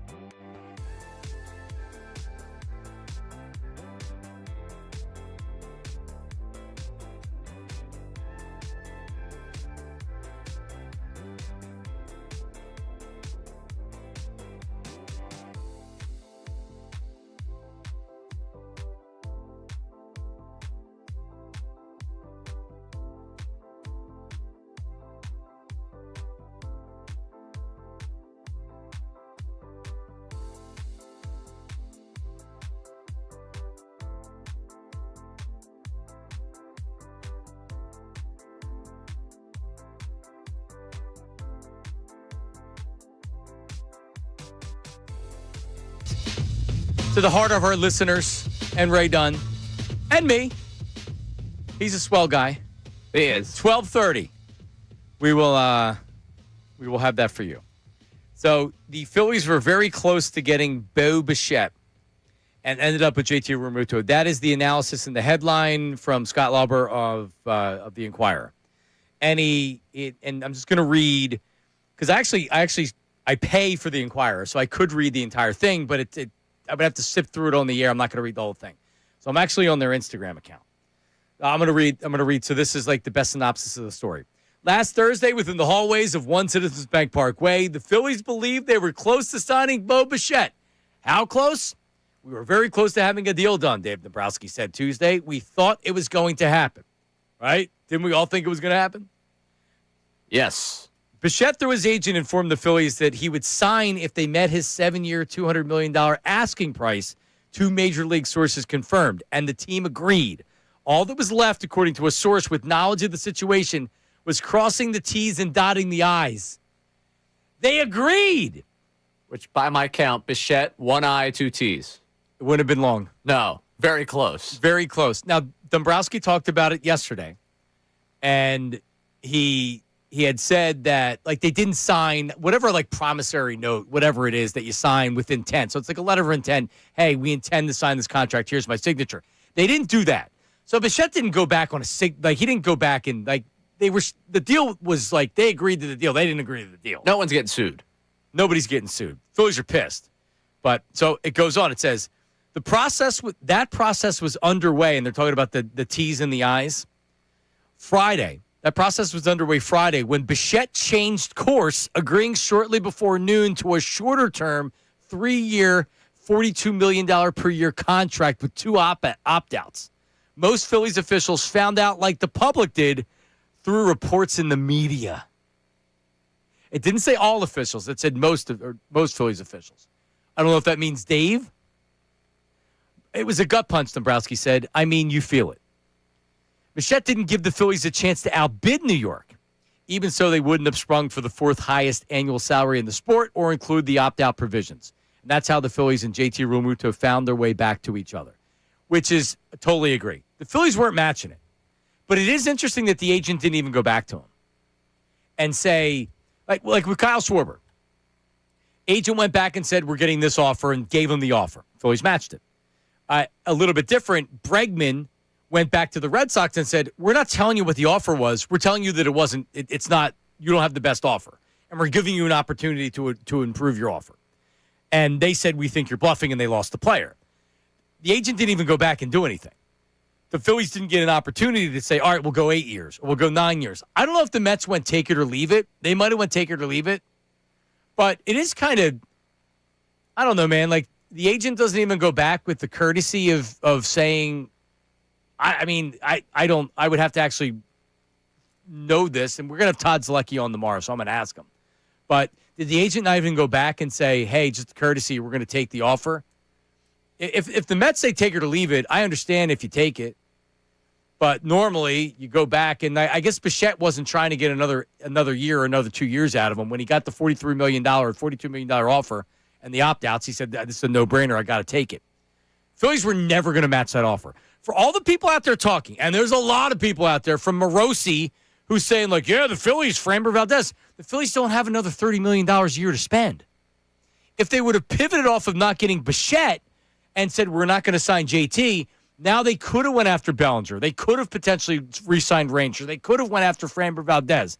But the fact that they re-signed JT, there's baseball people out there that do this for a living that actually put stuff out there. Some know that it's not true. Others don't understand where the Phillies are. The Phillies aren't going after Cody Bellinger. They don't have money for it. Alec Boehm, who the Phillies have tried to trade for 2 off seasons. He's going to be back unless something changes because they'll need a third baseman.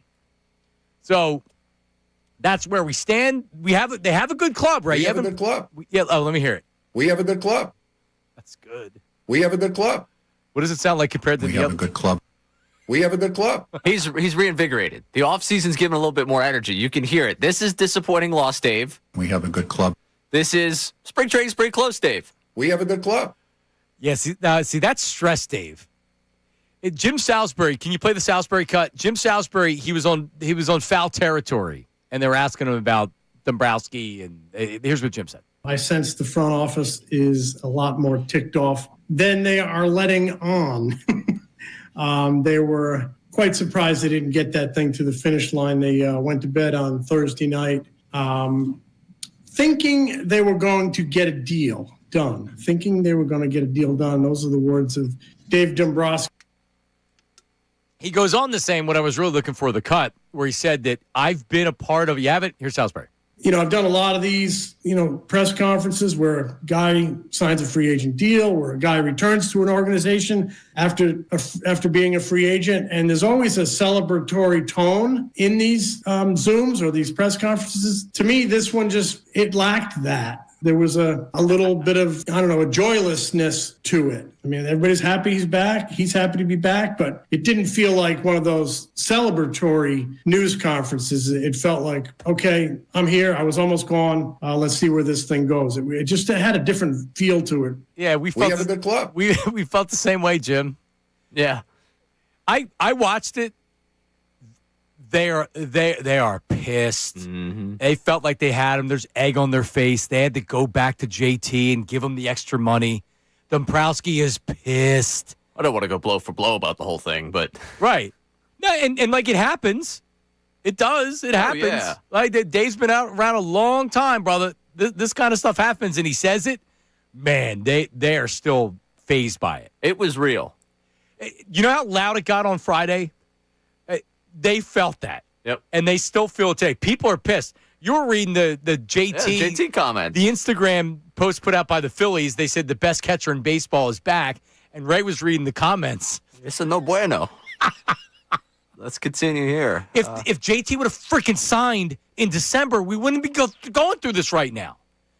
It's his arrogance. He ended up getting what he wanted to. It's unbelievable. Give it up for Dave. We're happy with the guys we have in our clubhouse. We feel like this is a championship caliber roster. Dombrowski. 700 likes on that comment. Who's ready for this first round exit? My favorite is still this team is going to be really good in 2019. Yeah. That's the best comment we've got. Another year of no 4-hole hitter, but sure, let's run it back with our 35-year-old core. It's hard not to feel like that. I don't care about this team this year. See, I'm not going there, and I'm not saying they're going to win 82 games. They're still a good club, as Dave Dombrowski may have said before. Comments. We have a good club. A lot of club talk. It's like I should be excited, but I'm not excited at the same time. Yeah, no, I'm not excited at all. How can you be excited? You literally, think about it, Ray. All right, you go to the lot. And you think you're coming away with, I have a nice Toyota Highlander. It's a nice car. But all of a sudden, you start looking around, and you're like, hang on. I can have that Mercedes for about the same price. I just have to put $10,000 down. I can drive off with that Mercedes. And then you get it in your head, that's your car. And then they come back and they say, well, actually, you weren't approved for the loan, so you got to leave with the Toyota Highlander. I like the Highlander. I like my car.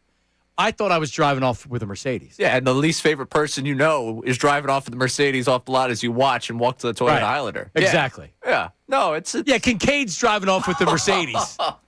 Not that he's the person I don't like, but I'm looking at other hosts on the station. And John would probably drive off with the Mercedes. He would.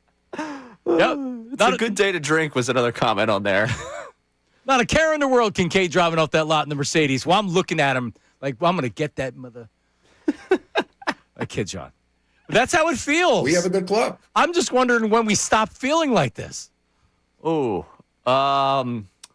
never, probably. I had to imagine. All right, can we do a show on opening day where we're just like, yippee, opening day. Dude, it feels new. Spring's in the air. Spring is sprung. Let's do a totally disingenuous Phillies show where we do everything positive and we don't believe anything we're saying. Can we set odds on the first person to utter, this team is hungry from what happened to them last year? Oh, man. I'm dying to know who the first one's going to be. Well, that was Alec Boehm last year. Right. A motivated Alec Boehm. Well, this is that contract year. A lot of singles. That motivation. What's the better good club? The old one? We have a good club. Which isn't as clean, or the new one? We have a good club. I'm biased to the old one because he does sound kind of like broken down by it. We have a good club. Like, oh, we have a good club. Because it's kind of the way I feel about it. It's like, yeah, we do have a good club, but like I'm kind of broken by the idea that we have a good club. Yeah, it's like the new good club's clean though. Oh, it's very clean. Listen We now. have a good club. We have a good club. He's like, damn it, we do. It doesn't matter if you don't believe us. We have a good club. I'm telling you, you're going to get me in trouble with the owner. What have I done? We have a good club. We have a good club. Stop it.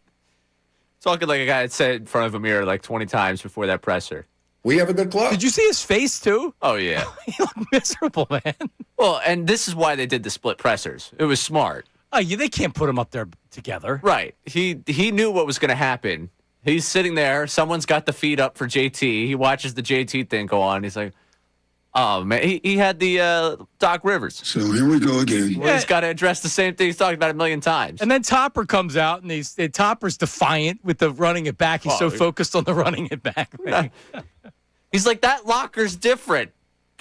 Damn it, Weston Wilson, I can't platoon him in left field. It's different than last year. All right, we had that also coming up. The Hall of Fame came in last night, the votes. We have two new Hall of Famers, Andrew Jones and Carlos Beltran. But Chase Utley, he's going to be a Hall of Famer next year, isn't he? And the other guys that were on the ballot from the Phillies we'll discuss. That's coming up next. Middays with Marks, 97.5 The Fanatic.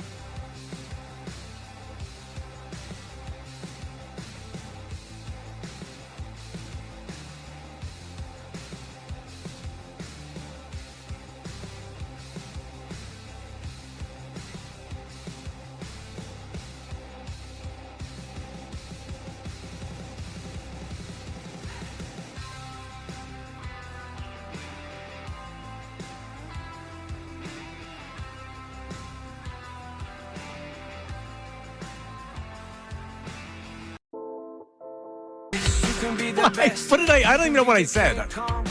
It was about Patricia. You said we'll leave the yelling at Patricia to Ricky. He did that. Correct. I'm not saying anything unfair or wrong. No, we were talking about how you're the stunt dummy, and you can skateboard down the art museum steps. It'd be fine. I wouldn't do that to a female, right or wrong. I wouldn't ask Trish to do that. I would ask Dutz and I would ask Nate to do it. Now, legal would probably say no, but you know what I mean. Everybody understands what I'm saying. Which of the three of us strikes you as a skateboarder? Dutz. Yeah, Dutz for sure. Because of the hair. Yeah, the hair, the attitude. Yeah. All of it. Oh, yeah. no, he's a total. He's absolutely. I don't know if he actually skates, but yeah, doesn't he look like a skater? Absolutely. Nate, no. No, Nate's a surfer. No, he's not. Is he? He's a runner. Well, he's a runner. He runs marathons. He's a surfer. If Nate relocated to Southern California, that would be the least shocking thing in the world. Really? Yeah. He's not leaving his family here in Northeast Philadelphia. No, he's not leaving. I'm not breaking news to his family that he's leaving. You think he would fit in well in Southern California? A little relaxed, laid back. I mean, He got the hair for it. It does kind of fit. No, but like he's got a sneaky personality. He does. Oh, he's got a great personality. No, but I'm saying like he's got a sneaky dry personality. Mr. Flyer. Oh, he'll catch it. Like if you're slipping, yeah, there's a good one-liner at your expense coming. He'll get you. I enjoy working with Nate. He'll get you. All right, Hall of Fame comes down last night. Andrew Jones and Beltran elected. I've always said Andrew Jones. I look at the Hall of Fame 10-year period. If you're among the top at your position for 10 years, you should be considered for a Hall of Fame. Other than that, no, I don't think so. And Andrew Jones, yes. Beltran, did he play like 20 years? I mean, I don't know. Years. That's like longevity. 430-something homers. You know. He was a really good player. Is he a Hall of Famer? Honestly, like, what do I even care anymore about this? Right? So, 3 Phillies on the ballot. Chase Utley, Jimmy Rollins, Cole Hamels on for his first year. Jimmy Rollins, this is his 5th year. And is this Chase's 3rd year, I think, on the ballot? So how it normally works is the first time you're on the ballot, I don't know what the threshold is that you need to meet to remain on the ballot. But Cole Hamels' first year, 23.4%. So of the first-timers on the ballot this year, he's the only one that'll be on the ballot next year. Because you have to, maybe it's 10%, maybe it's 20%. I don't know exactly what it is. 5, right? Is it? You just got to register. It's a low percentage, I think, to keep you there. So there really wasn't anybody on the ballot that was even halfway deserving. Maybe that's why Cole got so many votes. Let me just say this, because Jimmy Rollins is 25.4% and Chase Utley's 59.1%. So starting with Utley, this is when you look at it, he went from 28.8 to 39.8 to 59.1. I never looked at Chase Utley as a Hall of Famer. I never looked at Jeff Kent as a Hall of Famer. And then you start diving a little deeper, and it's, okay, well, if Jeff Kent's a Hall of Famer, why wouldn't Chase Utley be a Hall of Famer? Like, well, Jeff Kent has better numbers. Chase Utley has higher WAR. Chase Utley has the longevity factor. A lot of people remember Chase from the Dodgers when he wasn't necessarily playing great, but he was thought of as being this wily veteran, very important to the Dodgers and everything else. They never won with him, though, right? No. He didn't win a World Series with Chase, but he looks good with the silver hair and all that other stuff. He takes out the Mets. Right. He fights with the Mets. So people look at him and be like, Chase Utley. There's a certain regalness to Chase Utley that maybe with some other candidates you don't have. And Jeff Kent had the better career, I think. Chase Utley had the better peak, maybe, and then longevity. That's fair. He's going to get in the Hall of Fame. The projection of players that do this when they go 28, 39, 59, they get in the Hall of Fame. Yeah. It happened with Scott Rowland. I was floored that Scott Rowland's a Hall of Famer. He did the same thing. He went from, I'm saying he's not a Hall of Famer, to he had that 1 year's vote where it's like, yep, now he gets in next year, and he did. So I think Chase Utley's a Hall of Famer next year. Could be. We're making Cooperstown plans. I'll go up for that. I've never been. No? I've never been to Cooperstown. Oh, yeah, it would be something. I've never been up for a Hall of Fame induction. I know what it looks like. It's not that far of a drive. Oh, my God. It might be too much. It's like New Orleans, Mardi Gras too much. New Orleans, non-Mardi Gras fun. It's also disgusting and dirty, but it's more fun than Mardi Gras fun. Well, if you're 21 or 19 or something. Anyway. Or your 20s. Anyway. Mardi Gras season's open, man. It's already started down there. Parade's already going. Is it? Yeah. I don't know. Be there in 2 weeks. I hope not to ever go back there again. Oh. Maybe for a Super Bowl. I'd like to go back, but that's about it. Anyway, so Chase looks like he's going to get in. Chase Utley Hall of Famer, Ray? Yes. No stutter. Who's the second baseman of that stretch? The late 2000s into the early 2010s. Like when he was at his peak, is there a second baseman in baseball that people preferred? It was. I mean, top of my head, I don't have an answer. Like Cano, is that where you're going with this? Like that's the thing. He went to Seattle and kind of died there. Right. Utley, I think, is top 10 in his position all time for home runs. The analytics, and this is also where this is headed. Because if you go by traditional counting stats, you're right. Longevity doesn't favor him in that case. But people are going to look back at this one, and what they've devised is what they value in baseball now. Chase Utley was probably undervalued for what he was at the time. Like the 2 MVP seasons, Howard and Rollins back-to-back, there are a lot of baseball people that will tell you, well, go by WAR. The most valuable player on that team wasn't even the MVPs of the league. God, you think about the talent on that team at the time. Right. Ryan Howard doing Babe Ruth stuff. Chase Utley batting in the 330s and hitting close to 30 home runs. Worth becomes an all-star. Victorino becomes an all-star. Man. And his 10-year peak, if you go from 05, when he comes up really has an availability, and then his last all-star nod, which was 2014, that 10-year peak, you're going to look at a WAR close to 60, which Beltran just got in for 20 years where he was a 70. Yep. And he had a great career. And, you want to go counting stats so you compare them. But the way baseball's going and the reason why Cole Hamels is getting the more love that he's getting, Utley also playoff performer. There's no way you could doubt that one. He had the 5 home runs. Right. Tied Reggie Jackson or tied Reggie Jackson. Same Hideki Matsui. That guy's got 2 rings and a World Series MVP to his name. The end-of-career high-profile job with the Dodgers, playing with the Dodgers, and that, he's Chase Utley. He takes out the Mets. He breaks legs. He's up there. He's stealing bases. Gritty. He's a traditional baseball man with the modern-day analytical glory. All right, so Chase probably makes the Hall of Fame or likely makes the Hall of Fame. It bothers me that Jimmy's only 25.4, though. Because I'm more of a Jimmy guy than a Chase guy, and that doesn't mean I'm not a Chase guy, but I'm a Jimmy guy. When Jimmy came up as a rookie, he added such life into the team. Francona had this not country club in a bad way, but someone needed to come in and light a fire under their ass, and Larry Bowa came in and did. That was Jimmy Rollins' rookie year. And he was on the base path as a rookie. Oh, my God. It was anytime he got on base, everybody was worried about what the hell he was doing. Doubles, triples. His defense was unbelievable. He was 21 years old. Jimmy was a young guy when he came up. And I was always a Jimmy guy. Always a Jimmy guy. Is he a Hall of Famer? I don't know if Chase Utley's a Hall of Famer.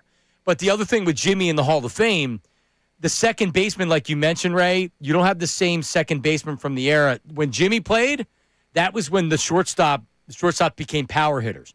Miguel Tejada, Alex Rodriguez, Derek Jeter's a Hall of Famer. You had a bunch of shortstops where before shortstops were Ozzie Smith, you would hit 1 home run and play great defense, and Ozzie Smith was the best shortstop of the 80s. He didn't have any power. He didn't hit a high average every year. He didn't hit doubles and trouble, all that. Jimmy came up and needed to hit 30, 40 home runs almost every year, probably to be a Hall of Famer, because that's who he was competing against. So he gets penalized for being more of an early 90s, 80s shortstop. He would have been a surefire Hall of Famer during that era. But during the power era of the shortstops on steroids, he couldn't match with those type of numbers. And I think that's heartbreaking for all of us because we never got to see it happen again. We didn't get that parade that Cole Hamels promised again and again and again.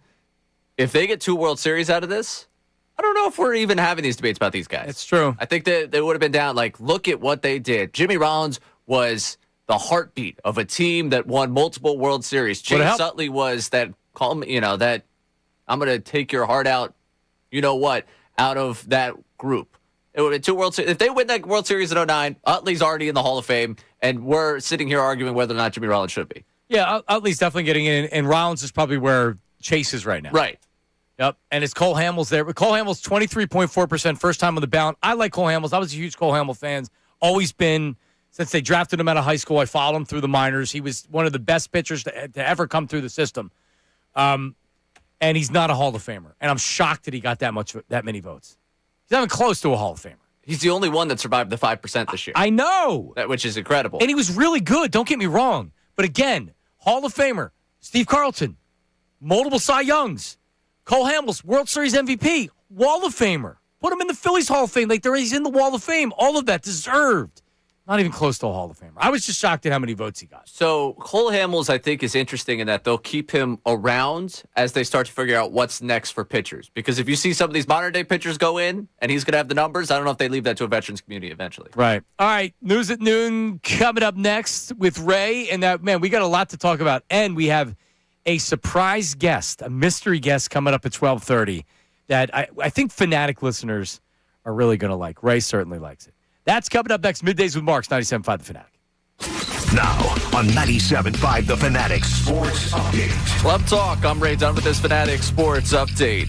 We're talking about just how good this Phillies club is because Dave Dombrowski continues to do so. Yesterday, met with the media following the JT Realmuto contract. 3 years, $45 million. How's Dombrowski feel heading into the spring? I feel great about our club going to spring training. I think we have a very good chance. We won 96 games last year. We've got a different outfield in Garcia that we think can come back and have a big year for us.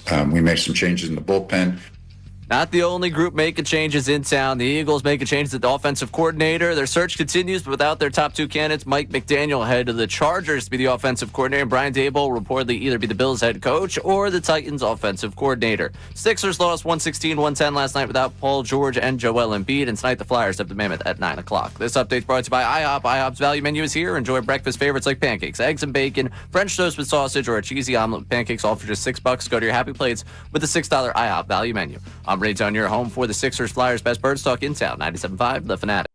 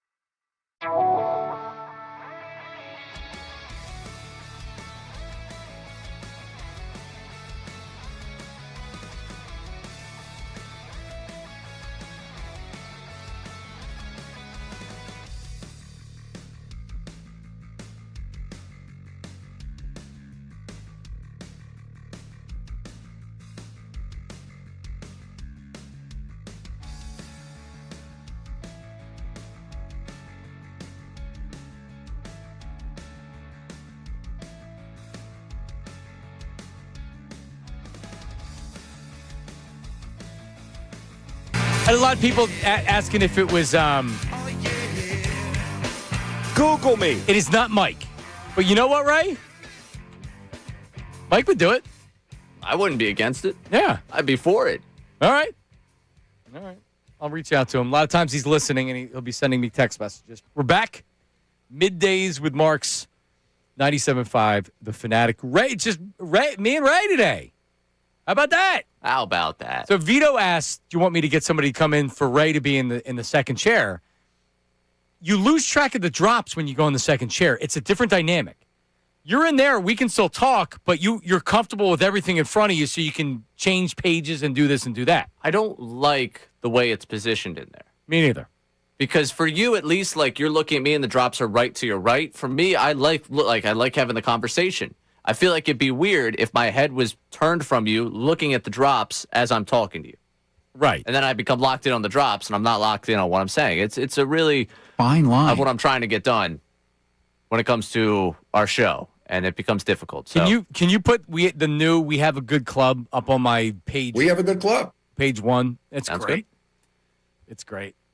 Later we'll go over the top 5 clubs, the club power rankings. Right? Because the club cracker is something my kids like. Ooh.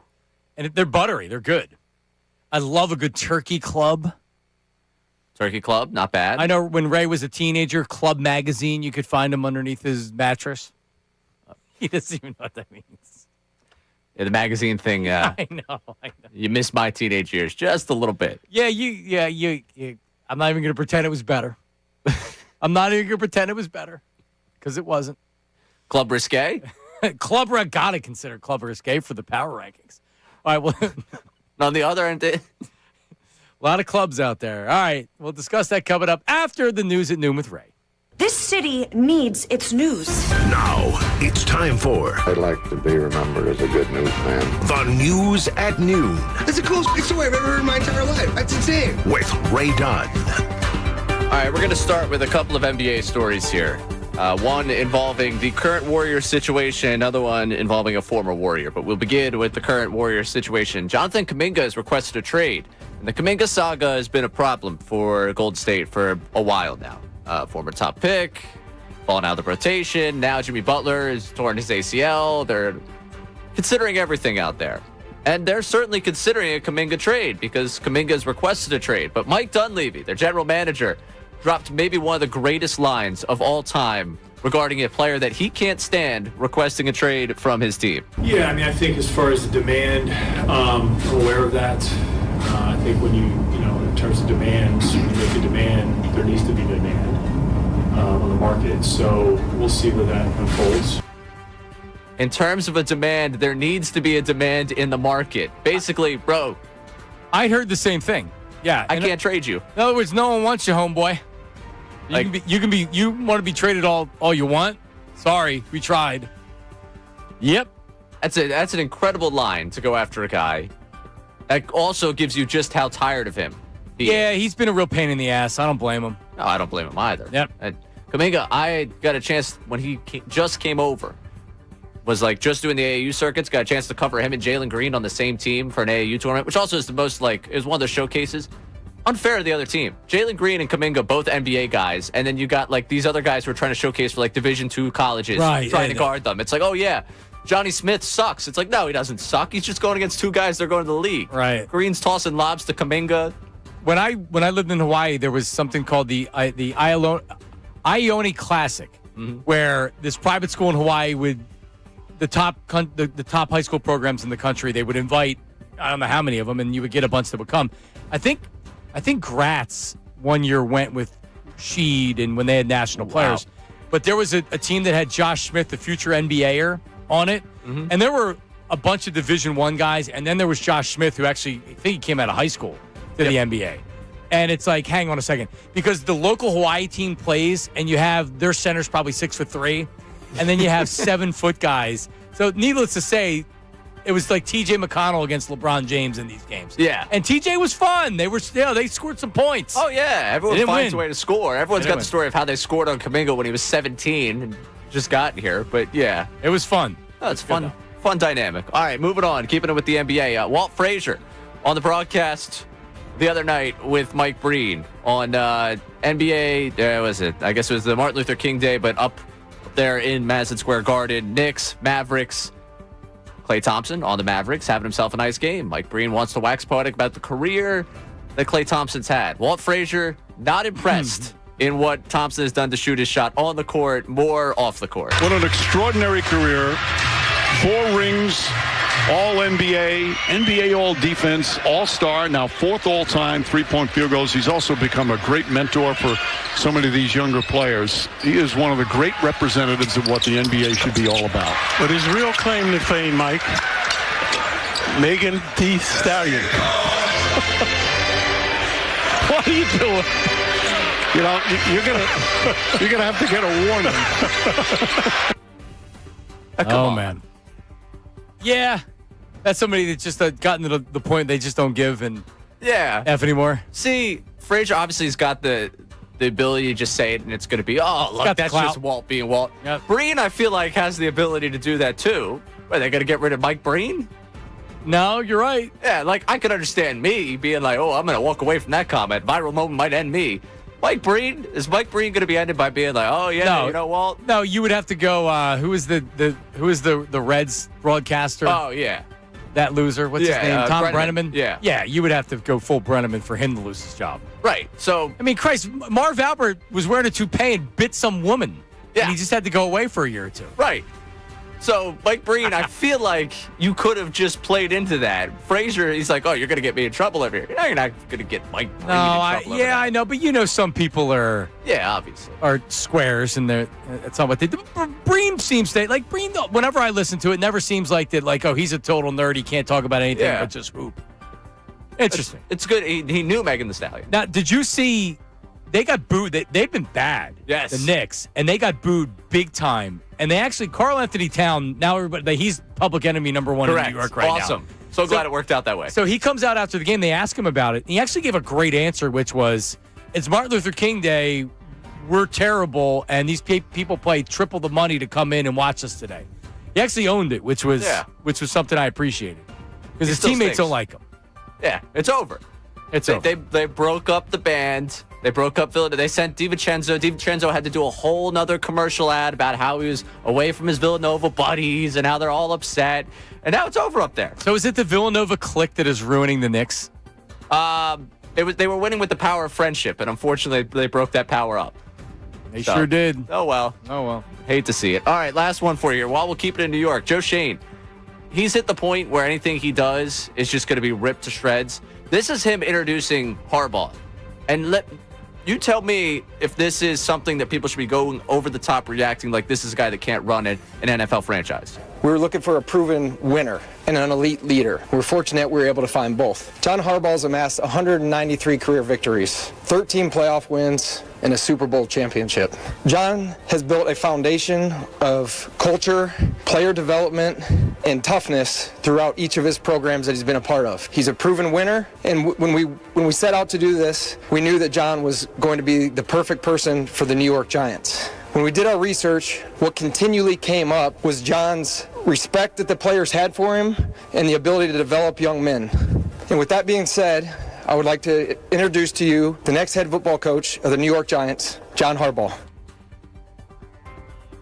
Is John Harbaugh a guy that gets you over the top? Is he a coach that gets you over the top? John Harbaugh, can I say all the qualifiers? Yeah, go ahead. He's a Hall of Fame coach. He's won a Super Bowl. A lot of wins. Oh, man, he's been great. Real nice guy. And I think he will. It's exactly what the Giants need. But is he an exceptional coach? If I was the Giants, I would love to have him. Yeah. Mike Tomlin. If I was the Cardinals, I'd love to have him. If I'm a team that's that close to winning a Super Bowl, I ain't hiring either one of them. Period. So they'll get the Giants. He'll get the Giants to respectability, and then the conversations will be after 9 seasons or whatever. Man, we never made an NFC Championship game. Oh, we keep losing at this level. We can't get over the top. Maybe I'm wrong, but that's how I kind of view. He can win in Dart's rookie window if they thread the needle here. If Dart's really good, I agree. That's shorter term than longer term. Right. The further away you get from it, the less of a chance you have to do it. Absolutely. But did that sound like a guy that? Like, Joe Shane shouldn't be running an NFL franchise. No, it sounded like an intern. Yeah, he's to me, that's like, all right, yeah, he's breathing heavy. He's reading off accomplishments here. Like, he's gotten to the point, anything he does is so micro looked at. Like, maybe they just got to get rid of him just because it's hit that point. Well, next year. John Harbaugh downplayed the whole, because contract thing, Yeah, Harbaugh, when they were negotiating the contract, it was more or less for who is he reporting to. And as John Harbaugh said, I never reported to the GM. I reported to the owner. Right. Which is fine. And he should report to the owner. He's not going to report to that clown GM. Are you crazy? And it's okay. That's okay.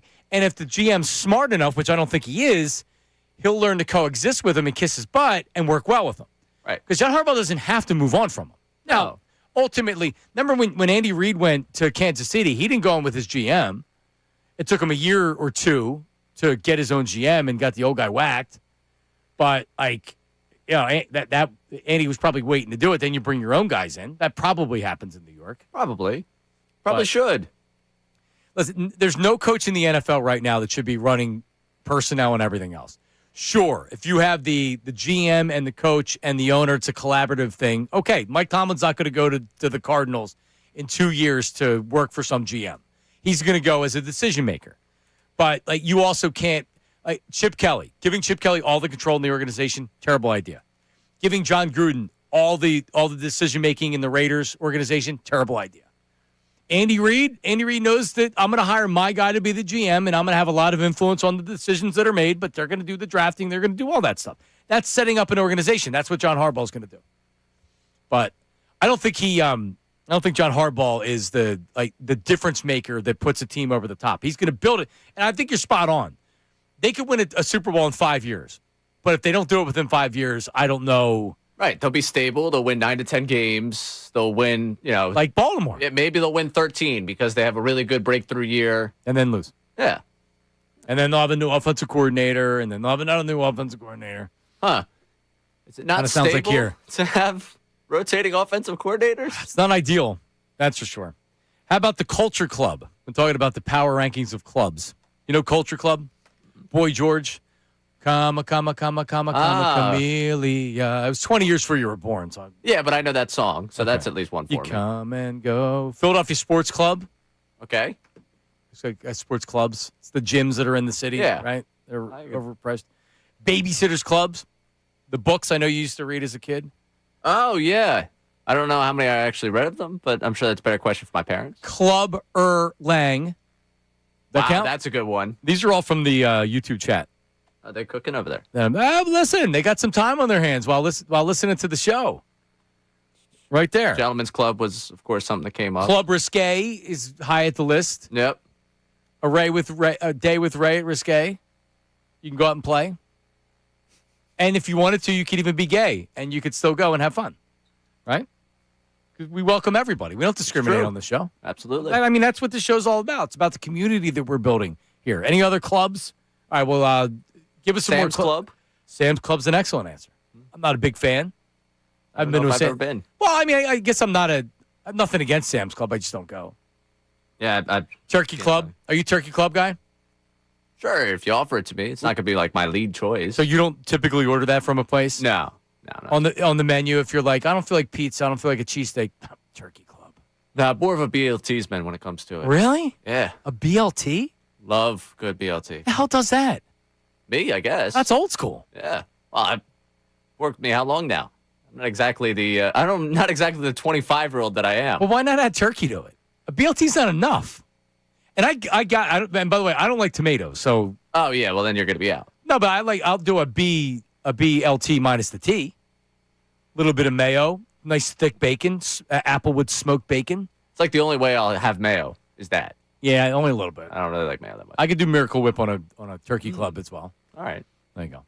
All right. Club Med, also another club. Club Med, it's a good one. The Chicago Clubs,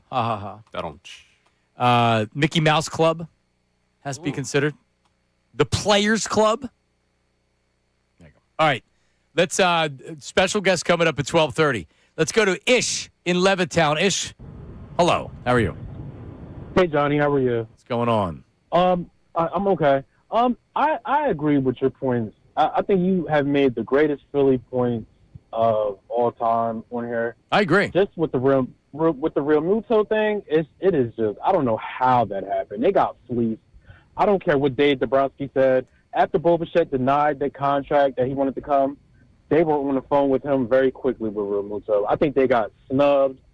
I just don't know what to do. I'm going to go into the season and enjoy it, but I believe Real Muto, that he robbed him. He robbed him right in front of David Dombrowski's face and all the Phillies fans. Well, it's not a robbery if you willingly give the bag, right?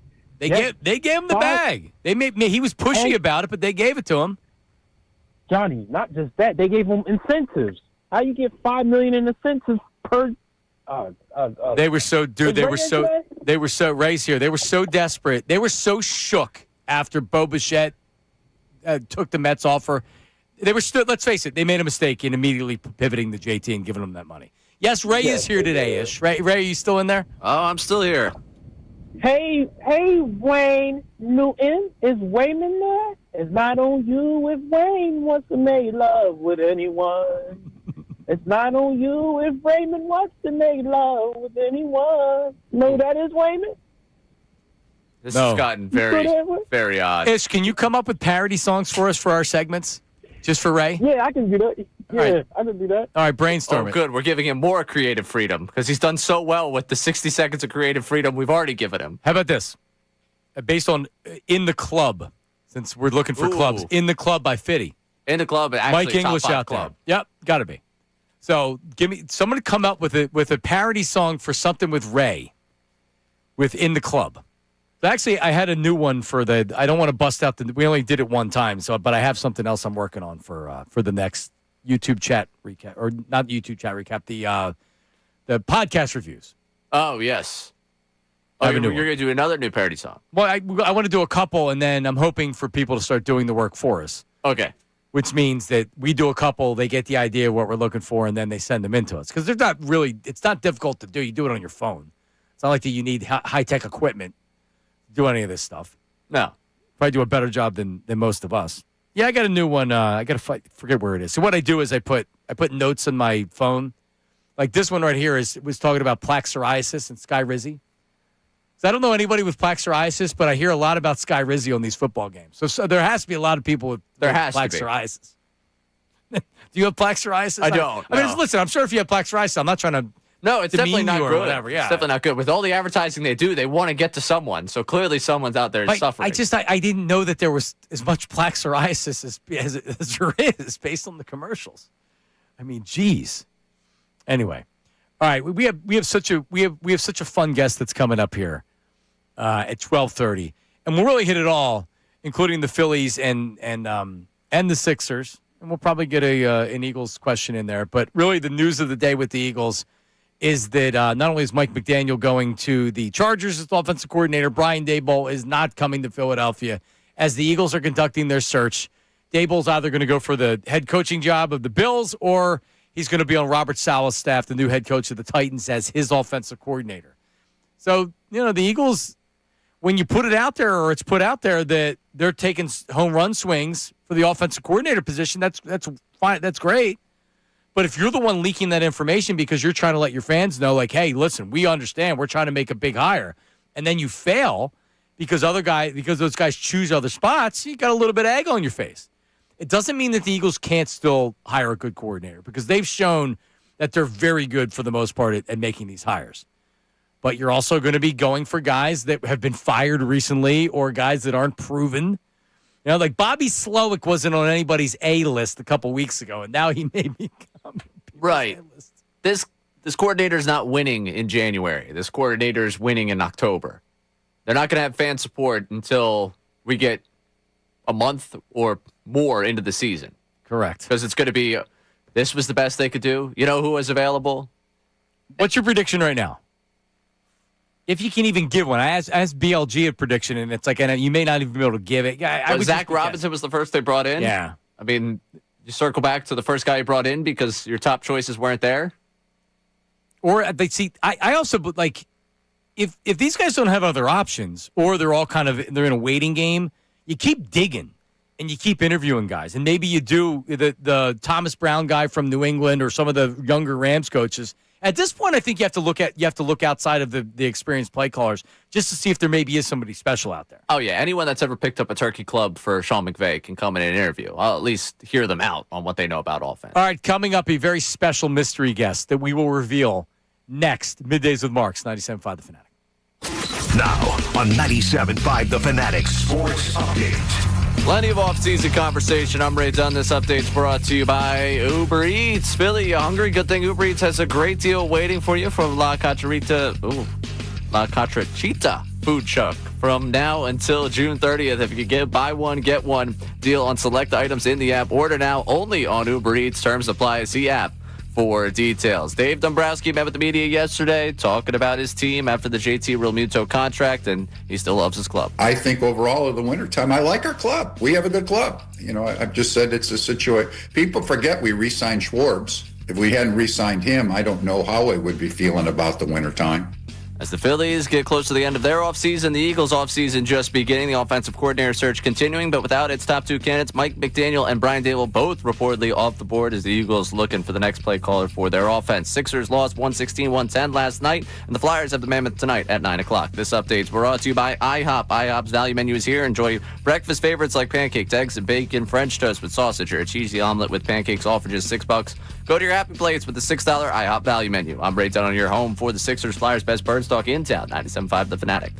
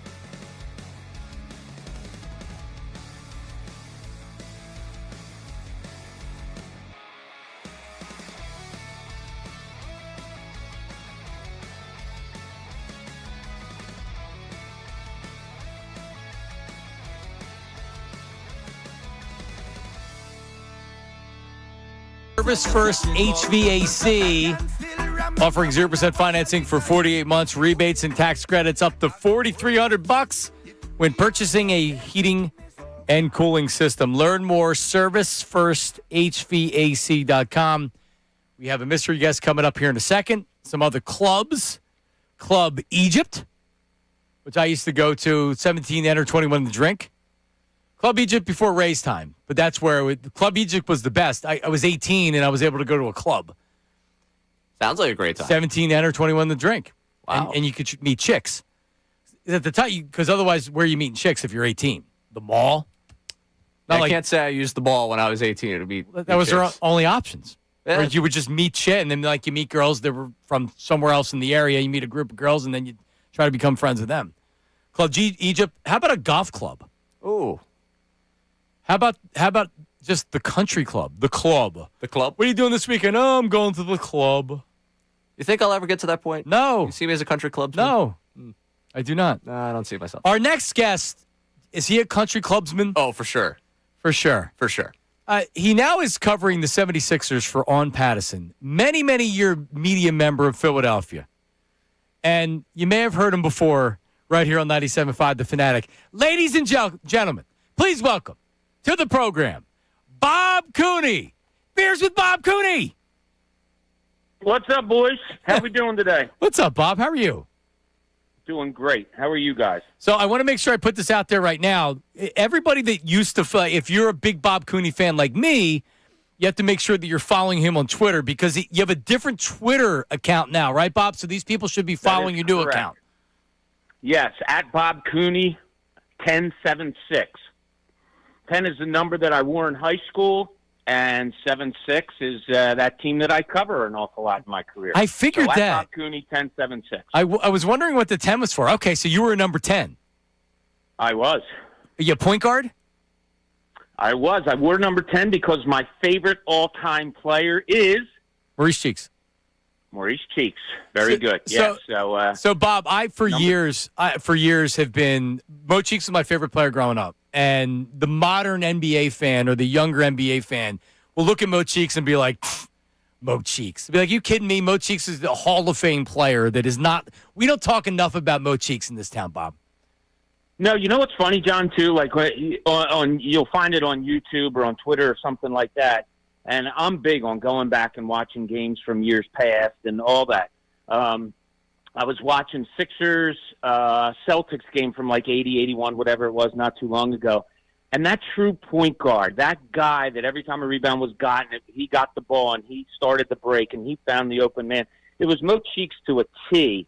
And it's an appreciation that I have because, that's how I grew up and that's the basketball, that I was framed by. But, Maurice Cheeks he was just fantastic in my book. Unselfish, kept his head down, just did what he had to do. And that's how I always wanted to play the game of basketball in high school and in college. Yeah. And that's who I tried to emulate. Yeah, broke my heart when Michael Barkan, as a young reporter, broke the news to him that he was traded. Broke my heart. It absolutely killed me. Yeah. All right, so listen, our time's a little bit short here because of the break. So I got to get you on three sports, starting with the Eagles. This offensive coordinator search, they've been now turned down, it looks like, by their top two candidates. And now it's a matter of like, all right, who the hell are they hiring? What's your overall opinion on what's going on with the Eagles right now? Yeah, well, I mean, it might not be as complicated as we all make it. Who would you rather be a coach for, Josh Allen or Jalen Hurts? Would you rather have Justin Herbert or would you rather have Jalen Hurts? Head coaching job. I mean, I know Buffalo's still open, but you have Harbaugh, a set guy in Los Angeles with the Chargers. People are looking for that solidity in finding a job, and I don't know if this offense, and I don't know if Nick Sirianni exactly holds that for candidates. And I think that's a big reason moving forward that they might have to go to that B list and maybe that C list to try to find exactly who they want or who wants them. Where does the quarterback factor into coordinators maybe saying, I'm not so sure? Well, I think a lot. We've heard it. Did Jalen Hurts not want to run this year? And if you take that away, what kind of a quarterback is he? I will say this, though, John, and I've said this throughout my career. some of the most egotistical people in the world, and I don't say this in a condescending way at all. I truly mean it, and I've said it to many head coaches. But some of the most egotistical people in the world are head coaches because they think they can fix whatever's broken. And any type of coach, an OC, a DC, they think that they can come into a place and fix whatever is going wrong. Yep. So somebody will come in and believe that they can change Jalen Hurts and this offense and make it what it should be, because it is incredible that it was so stagnant when you label all of the great players they have on that side of the football. Yeah, for sure. I mean, I think it's still a great opportunity. It's just for guys with options. It's easy for Mike McDaniel. His wife's from California. You think he wearing this capri pants? You think he wants to come up here to Philadelphia if he has other options, right? Like, look, that Charger shop's a good job. He'll fly under the radar, just like with Herbert. When things are great, Herbert's the best. When Herbert's not good, you just don't talk about it and you worry about other stuff. It's a really good spot for McDaniel. He could get a head coaching job in a year or two. He comes here. This is a pressure job.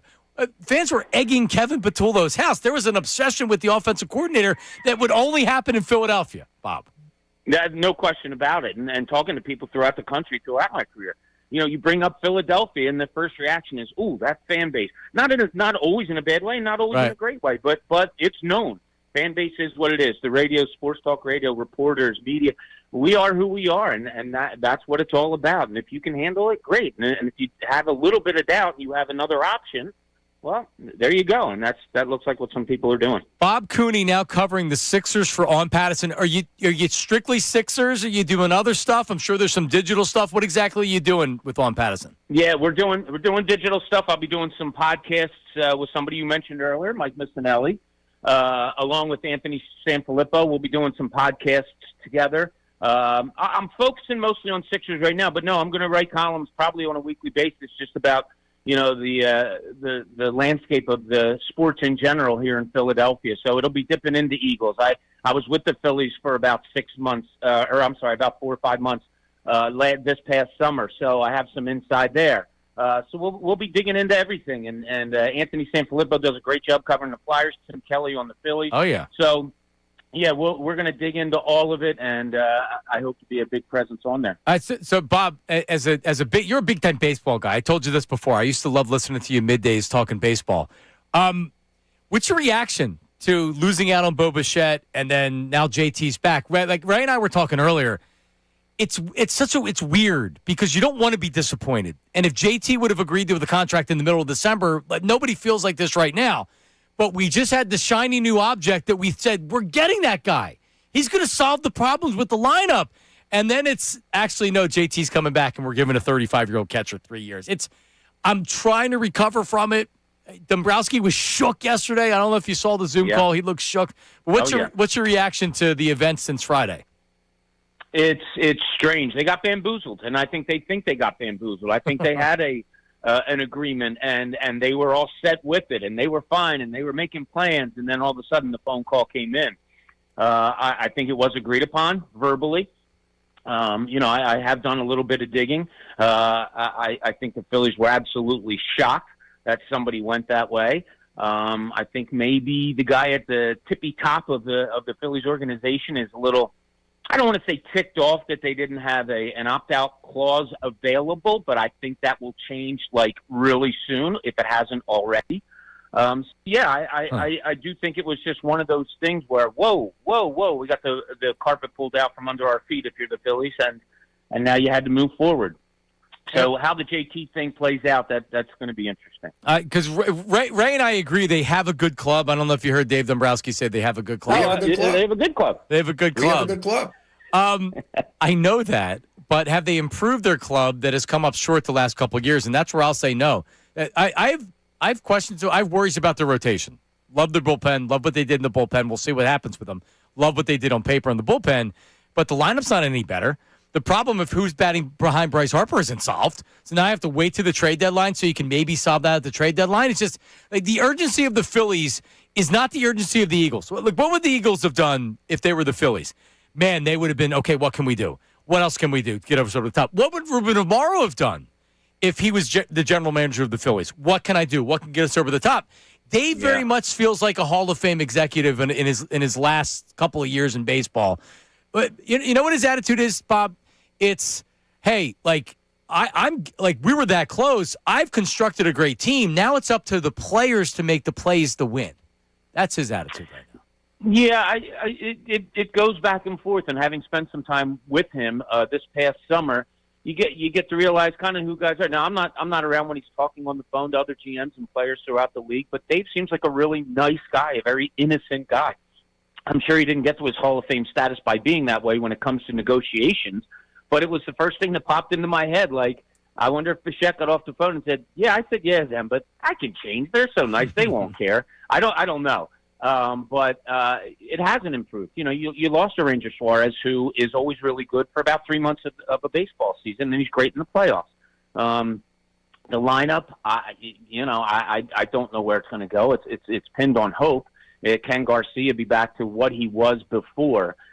Is Justin Crawford going to be a close to 300 hitter? But he's a 9-hole guy. That outfield just doesn't cut it for me. You don't have pop. There is a lot of questions, Andrew Painter, all that stuff. Yep. There's way more questions than answers with this team right now, John. Bob, hi. How are you? Hey, Ray, how are you, buddy? Oh, how about that? Now, looking at this team, and you were in that clubhouse a lot, and you were in that clubhouse as things ended in that season and as they move on, looking towards what's coming next. Did that clubhouse need like a shock to the system this offseason? Rob Thompson's pushed against the idea of running it back, but in your eyes, being in that clubhouse, being around that team, is this a team that needed a little bit of a shock to the system to kind of refresh things going into this year? I wouldn't say shock, Ray, because when you're in there, you just realize, wow, this is a real professional clubhouse. And that doesn't mean it was stoic or anything like that. They knew how to go about their business. They knew what needed to be done. They wanted to build on the failures that had been in years past with a World Series loss and then decline every year after that. I don't think it's a shock. And Ray, you and I have probably talked about this 2 years ago. Here's what I always thought they needed, and that was a 300 hitter. Yep. And I know you have Trey Turner, but I mean that pest of a guy in the top of that lineup that just gets on base all the time, that is a hard out, that makes pitchers work. I always thought that they needed that at the top of the lineup. And John, I've gone back and said this, you'll appreciate this. That's what the Phillies needed in 1980 when they got Pete Rose. And they got him, and he was that guy, and he made Mike Schmidt better and everybody else in that lineup better. I just think they need that kind of a guy more than a kick-in-the-ass kind of guy in the clubhouse. So would you have approached this offseason differently than the way that they have so far? Oh, absolutely. Barring exact names, like Arias is a guy that I've talked to you about a lot, a guy that's a 300 hitter that's on base all the time. I would have loved to have seen him here a couple of years ago. But now you're looking at where do you fit guys? Are you going to just pick up a guy and move a Bohm and a Stott or whatever? I don't see what's out there that would, make you want to do that. So I don't know where they're going. I would have done things differently, absolutely. What exactly? I would have signed Schwarber, that no doubt about it. But I would have spent money elsewhere. I would have moved a little bit quicker if they could have, and maybe kept a Suarez or maybe, gotten the Bichette a little bit earlier. But it just didn't work out. Impact bat is what the team needs. Period. Yeah. I mean, and it's weird because you said the top of the lineup guy, and you're like, well, I know they have Turner. They do, but it never feels like enough. You're right. He batted 300 last year. He's been a good player, but it really doesn't feel like it sometimes, Bob, which is weird. A little strange. No, it doesn't. It doesn't. And you're talking about the National League batting champion, and we're still saying. But I would love to see Trey Turner. He's older now. I'd love to see him at a 5 spot or something like that. Get a true younger, just a guy, like I said, a pesky guy at the top of the order and filter that. I think they're going to have to go with Schwarber in the 4-hole just to change things up and put him where his numbers say he probably should be. Well, but we'll see what happens. Well, if you're just tuning in, yes, that is Bob Cooney, now covering the 76ers for Ron Patterson. And this is how much I think of you, Bob. We don't have time to get to the Sixers stuff, which I'm totally fine with because I wanted to hear what you had to say about the other stuff. For all of Bob's coverage on the Sixers on Patterson.com, and that's how you can figure it out. It's actually, and I also don't want to jinx them. Every time I've gone back to say, you know what, this is like a good team, they lose games. So I'm almost trying to stay away from it because I've jinxed them all season long. They're a good ball club. There you go. We have two of them. We have a good club. Nah. Look, the Sixers, I don't know who they are yet. They have to get healthy, which has been a theme for 5 years. I think there's some interesting pieces. I think they have some good bench pieces if the starting five gets a little bit more healthy. I think there's some interest there that could be fun, but they're just starting to scratch the surface to see if it's viable that it can come about this season. Bob, real quick before you go, YouTube chat says hi. They all are dying right now to say hello to you. Oh, hi, YouTubers. Is Mopar on there? You know how much I love me some Mopar. Mopar is the first one to comment saying hello, making sure you're all right. He does the same. He does the same thing to me. Was he hard on you, Mopar? I beg your pardon there, John? No, I don't. Yeah, exactly. All right, Bob. No, Mopar and I are good friends. Good. All right, buddy. It seems like it's been like a year and a half since I've been on the station, so Has thanks it been? for having me on. I really appreciate you guys. No, well, like so I said to Ray, he comes like this morning. I'm like, I texted Bob this morning, and his eyes lit up like it was Christmas morning, and he's like, "That's a great idea." And I'm like, "Well, like I can I just got here. I can bring Bob on all the time I want to, right?" And it's like, yes. And then you got back to me. You're like, "Yeah, I can come on." So it's like, this is perfect. So Bob, maybe you'll hear something from the big bosses that you made a mistake, but you got to try it, John. I mean, they don't really say a lot to me, but you're right. They could be that could happen. But listen, I really appreciate you coming on, and I hope to do it again soon. Absolutely. Thanks, guys. Really appreciate it. All right, buddy. There he is, Bob Gooney. Here's the Bob. Oh, it's the best thing. There you go. I've been over since he's been at the station. I've been over at his house for happy hours like a million times. So how long? Give me your timeline with Bob. It was probably 4 or 5 months we worked together directly, where I was his producer for Middays. And then, when I started here, he was on the morning show. So you saw him a lot because you're around. Yeah, because I was around. I was doing a lot of AP stuff for the Midday show at that time. So, yeah, I mean, he's just one of the type of guys you want to have a beer with, and consistently. He sure is. He's been too busy. We haven't been able to get a beer. I'm surprised he didn't come after me for that, because he's been blaming me for my work schedule, and then he went and got a job. But like this is play-by-play season for you, so it's tough. Yeah, well, tell him that. Well, the two of us are going back and forth. He just got a job. Now he's busy. What am I supposed to do? You can tell him that. Yeah. I saw something Jeff McClain put out there, and then I lost it because they're like, how sometimes like you can be on a tweet, and then if you go back to it on the phone, it isn't good. I think it was a McClain tweet, so I'm trying to pull it up right now. Here it is. So Jeff McClain says the following: with Mike McDaniel heading to the Chargers and signs increasingly pointing to Brian Daboll towards the Bills or the Titans job, the Eagles would have missed out on their top 2 offensive coordinator candidates and 2 of the top names around the league. The Eagles met with McDaniel virtually, as E.J. Smith said, per league sources. It wasn't a formal interview, but it was an in-depth conversation. McDaniel and Daboll would have been given autonomy over the offense, sources said. There are a few remaining candidates that would have leverage to get authority, but that doesn't mean Nick Sirianni won't hand over the offense, depending upon the coach. Eagles have cast a large net, one seemingly larger with McDaniel and Daboll unlikely, and thus the process will continue. So in other words, with Daboll or McDaniel, yeah, they're putting Nick in the broom closet during offensive meetings. But the lower you go on the food chain, the more Nick has his hands involved. And does he want it? You would think so, right? But the fact that he really, I don't know, he didn't seem particularly interested in trying to save the offense this year, did he? I mean, unless he's being strictly told to stay out. I think Moshe called it a cell phone yesterday when he was saying that Sirianni at the presser was talking about how he's more involved with the offense at the end of the season. And it's like, that's not a good thing. That's not something you should be sitting up here bragging about. The guy that was really involved with the offense is not without a job. He has not been fired, but he's certainly not in the same job. He's been demoted. Oh, Ken man. Patullo. That is funny. Very, very funny. All right, we have time for Mad Mike. Mad Mike checking in. He has an opinion or two on the Eagles' offensive coordinator search. Hi, Mad Mike. Hey, how we doing today, guys? Hey, buddy. Hey, this is the Eagles front office of fault. For years, all they wanted was morons and figureheads and puppets that they could do whatever they want. No person that has options is going to come here and have that nerd Howie Roseman tell him how to do football, and then have Mr. Magoo, head coach, say, "I know offense too." Like no one's going to come here for that. You're going to get the bottom of the barrel that's going to come here. No, you're not going to get the bottom of the barrel. The bottom of the barrel. No, you're not. John. You're going to get. You're not getting the Dabolls. You're not getting. That's you're not bottom of the barrel. You're going to get. You're getting the bottom of the barrel. No one's going to want to come here and deal with this.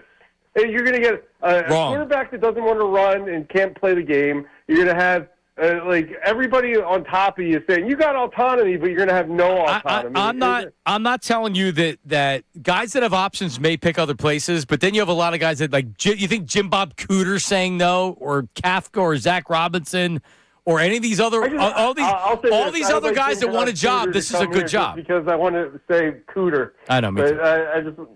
But I mean, John, I'll tell you this. You're going to get a guy you never heard of, and they're going to say, this is the guy we wanted the whole time. All right, Mad Mike. I know you're loving the dysfunction that's going on. Bobby Slowick in Houston after Stroud's rookie year was looked at as a potential head coaching candidate. Didn't get a job, but he came back for a second year, and then Stroud regressed, and he got fired. Now, to be fair to Slowick, after that playoff game the other day, how bad does he look? I agree. Totally agree.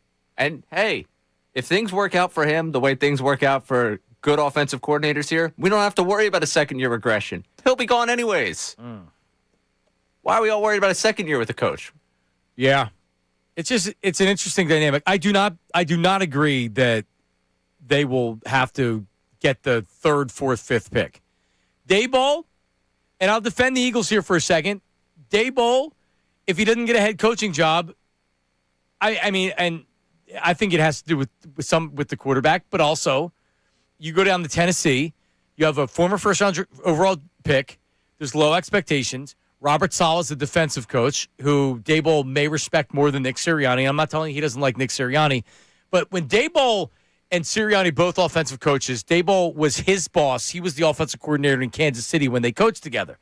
Now he's going to come in, the guy that's screaming at fans and doing everything else. Daboll's going to work for him. I'm the dumbest coach in the world. I mean, I just don't know if it's a good fit. And the Eagles are very interested, and I would have been very interested. But from Daboll's standpoint, you're going to, I don't know, you're going down to Tennessee. You're going to have a chance to win here. You can get head coaching jobs from both places. Yeah, I mean, to Matt Mike's point, and this might be the first time I ever say those words string together, you are kind of getting your third choice. Okay, but if you have tiers of guys, if you looked at Daboll and McDaniel as the tier A, you didn't get them.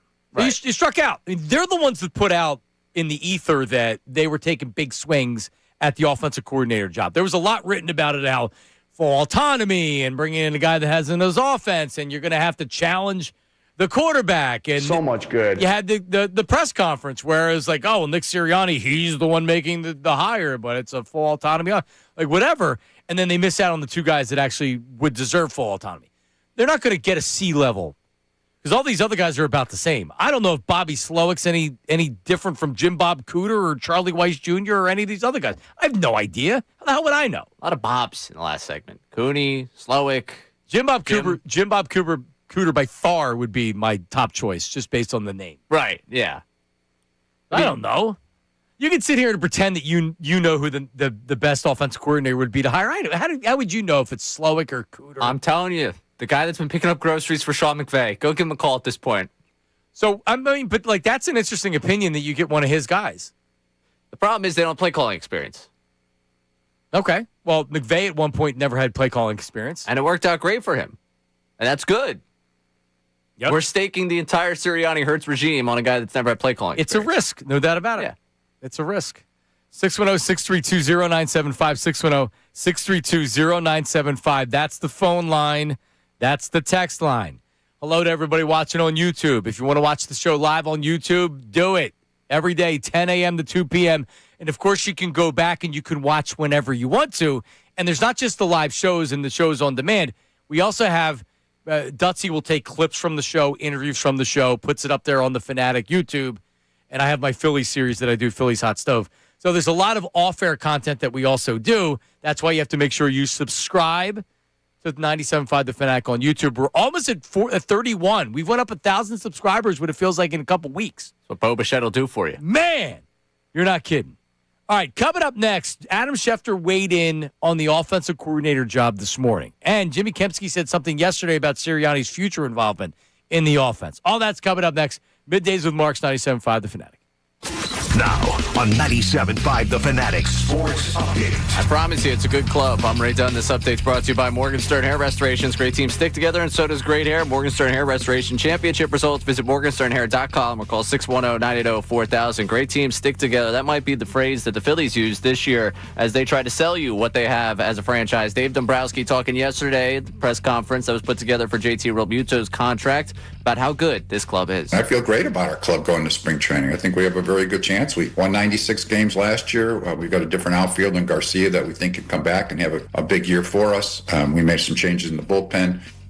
Changes also happening across the street for the Eagles. The offensive coordinator search continues. Mike McDaniel and Brian Daboll, though, look like they will not be coming to Philadelphia. McDaniel headed to L.A. to be the Chargers offensive coordinator. Daboll, either the Bills head coach or the Titans offensive coordinator. Sixers lost last night 116-110 without Joel Embiid and Paul George. Flyers have the Mammoth night at 9 o'clock. This update's also brought to you by Semaglutide. Struggling with weight loss, Orderly Meds offers proven GLP-1 Semaglutide program starting as low as $74 a month. Start now at loseweightnow.com. Eligibility required. Visit loseweightnow.co.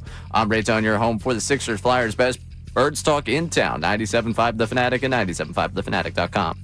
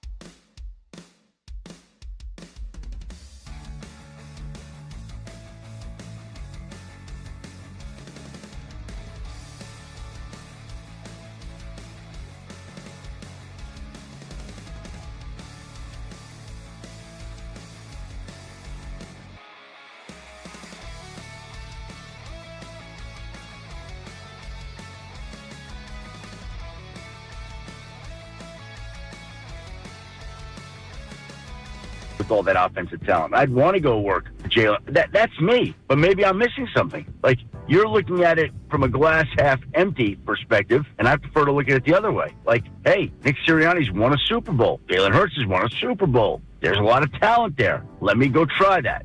Hell yeah. That's Adam Schefter, who is extremely irritating today. On with the guys in the morning. Good segment, but he irritated me. Yeah, today, just today, which makes it a good segment. Yeah, not just today, but in particular today. We're back middays with Marks. Just me and Ray today. Jason Bertita's out with an illness, as we hope that he's okay. Sean Brace will join the show tomorrow. A lot going on with the Eagles offensive coordinator search, and that's what Adam Schefter was talking about right there. I mean, I still don't. So I had somebody in the chat say, "Well, Marks, where do you stand with the offensive coordinator search? Are you blaming this all on Jalen?" It's like, no, I don't think that this is coordinators like Emmanuel Acho. Last thing, you want to play it? Here's Emmanuel Acho on his podcast talking about the offensive coordinator search with them losing out to Mike McDaniel. Mike McDaniel taking the Chargers OC job, huge indictment on Jalen Hurts. Because if you're an offensive coordinator and you want to get a head coaching job instantaneously, the Eagles are the surest path. Kellen Moore, head coaching job. Shane Steichen, head coaching job. Eagles are a feeder system to a head coaching job. So why the hell being fired would you not want to go coach the best offensive roster in football? The only reason that I could suggest is if you have questions or concerns about how you will be limited based upon the quarterback. All right, so he doesn't really believe that, right? This is just the clickbait stuff to get interaction and people, but he doesn't actually believe that. It's a lack of nuance. You don't want to have a nuanced conversation about it. You just want to be able to deliver. This is the one reason why anything could happen. No, but he doesn't actually believe all of that. He understands the other, like everything else that goes with it. I was more surprised that it was Acho and not Hurts, or excuse me, not McCoy, because McCoy has positioned himself as more of the anti-Hurts guy in that group. Well, maybe he caught a bunch of crap from saying that he talked to people in the building and everybody says Jalen can't do the complex offenses. Now Acho's got to do it. Well, I just think you would want one redeemable part of that, right? I mean, here's what I'm saying. That if you think Jalen Hurts has nothing to do with the equation as far as the offense coordinator job, of course he does. But just Acho's trying to make you believe that they sat him down and they gave him two pictures, one of Jalen Hurts and one of Justin Herbert. And he said, Justin Herbert, I don't want anything to do with Jalen Hurts, which isn't the case. Mike McDaniel took the job. In my opinion, it was a no-brainer. There's very little pressure out there with the Chargers. He's able to go out there. Justin Herbert's a younger quarterback, and he's good. You come into Philadelphia to win a Super Bowl, or we're gonna have your ass. And McDaniel, his wife is from California, and I don't think I would have loved to have McDaniel here. Is it his best fit? Given the choice, it was an easier choice to go to the Chargers and work for Harbaugh, as opposed to coming here with the dynamic of Sirianni, who's an offensive head coach. Now you're taking the offense away from him. Are you going to be struggling? Is he going to be trying to get involved if the offense struggles? Does he try to prove a power play? You go out to the Chargers, it's very clean. You go out there, there's not a lot of, there's the stress, the expectations, the animal family. We're animals here, right? If the Eagles don't win a Super Bowl this year, we're going to be pissed, and it's going to be somebody's fault. So I just think that it was just. Do I think Jalen Hurts played a part of it? Of course I do. But that's not saying that I think Justin Herbert is this awesome, great quarterback. No, to me that was just an easy decision. With Brian Daboll, again, I think that's an easy decision. Either he goes to Buffalo to be the head coach, or he goes to the Titans. Low expectations, young quarterback, working for Robert Saleh. There's no it's his offense. He's given full autonomy. There's nobody else. He's essentially the head coach of the offense. But outside of that, I would have to believe that the Slowicks and the Zach Robinsons, the guys that maybe have some interest, it's still an attractive job from that standpoint. The Eagles are a great organization. But it's not just that, it's a feeder system to be a head coach or be fired. You're not bringing up the other possibility of losing your job after one season. 50-50 shot. But, do I think this is the most attractive job in the NFL? Here's another thing that we said, the best offensive roster in football. Is it? A.J. Brown's not going to be with the team, is he? There's nobody that thinks so. 0% chance. All right. Regressed offensive line, Saquon Barkley, who's still talented, but he's not the 2,000-yard Saquon Barkley. Do they have a tight end? Who's their tight end? Great question. And you have Devontae Smith. Do they have the most offensive talent in football? See, Emmanuel, I'm just some pencil neck geek. I shouldn't be giving all these great opinions to you of saying it's between Herbert and Jalen Hurts, and it's an indictment of Jalen Hurts that he picked them. No, they don't have all this talent that we're talking about. Does everybody understand that and agree with that?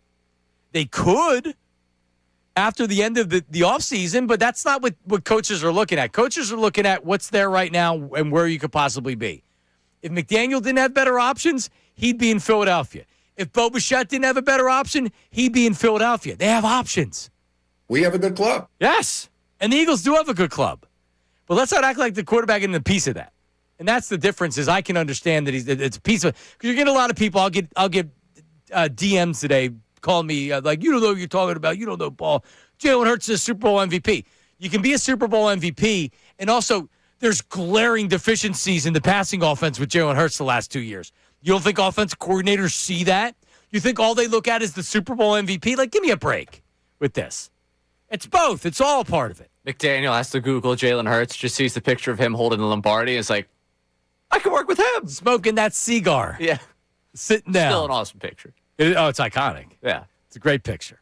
All right, so you have that. Jimmy Kempski said yesterday he was on with our morning show, and he was talking about Nick Sirianni's future involvement in the offense. Listen. Ideally, they could hire somebody with some cachet who can tell Nick Sirianni, get out of my way. This is my offense. I'm running it. But they have to hire that guy. Or do they not? Like, do they hire somebody who doesn't have that because it's not an appealing job? I mean, we'll see who they eventually hire. And then if that offensive coordinator has some chops, then, yeah, that guy will almost certainly be able to run his offense unfettered. But if they don't get a good enough hire, I don't know that that'll be the case. You're just going to hand the keys to the offense completely to a disappointing hire? And that's in my notes. No, Jimmy's right. That's what we've been talking about. Bobby Slowick's not getting the keys. He didn't get to keep them. He's got to share them. You know when you only have one set of keys to the car? It's not your car. Yeah. You're sharing it with the kids. You're sharing it with whoever, right? If you're a kid, it's like, well, it's my car, but it's also like, my parents drive the car. It's not your car. Yeah, that's what you're doing. You're the offensive coordinator. You're being told that you're going to be able to do some of these things, but Nick Sirianni's just, I mean, maybe he is. He didn't seem really interested in the offense last year. He's a backseat driver. The problem is that's not a good idea. No one's going to want that. We wanted the autonomy guy. Yes. And the philosophy has to be broken here. And I don't know who it was today talking X's and O's or whether I saw it online. All this offensive coordinator content kind of runs together. But, the idea that it is just strictly you got to come in and scheme up something different. To me, yes. But also, I can't have you decide, you know what? It's 2nd and 9 in the third quarter, and we're up 10 points, and that's good enough with me we're going to punt it in 2 plays. Where just don't turn the ball over. We can play the field position game. You have to break the Sirianni, hey, I'm looking for a pass to the outside here. I'm looking for something very, very short. Keep it very conservative by nature. They need to go in and attack the philosophy here. Because you could bring in this guy that's got a very complicated schematics. Offensively, everything looks great. But if you're just telling him, hey, that first play is your shot. If we get 1 yard, guess what we're going to do? Make sure we don't turn it over the rest of the possession. That's not going to work for you. No. We can't watch multiple second halves where Jalen Hurts doesn't have a completion. And it's not to say that all of the incompletions are on the coaching, but they shut down. We saw them shut down. Dallas, we saw them shut down. The Broncos, we saw them shut down. Oh, yeah, the Broncos game, you fell apart. They won in Tampa Bay, and they nearly blew that one. Yeah, it's true. I also watch enough football between red zone and national games to know that pretty much any offensive coordinator that's going to come here, we're going to complain about. Yeah. Because I watch games and it's like, that's bad play calling, or why do they keep running? That's not working.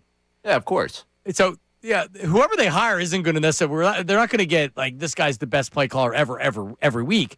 Uncle Jamie brings this up, and we haven't actually talked about him today. We talked about him right after it was announced that McDermott was fired.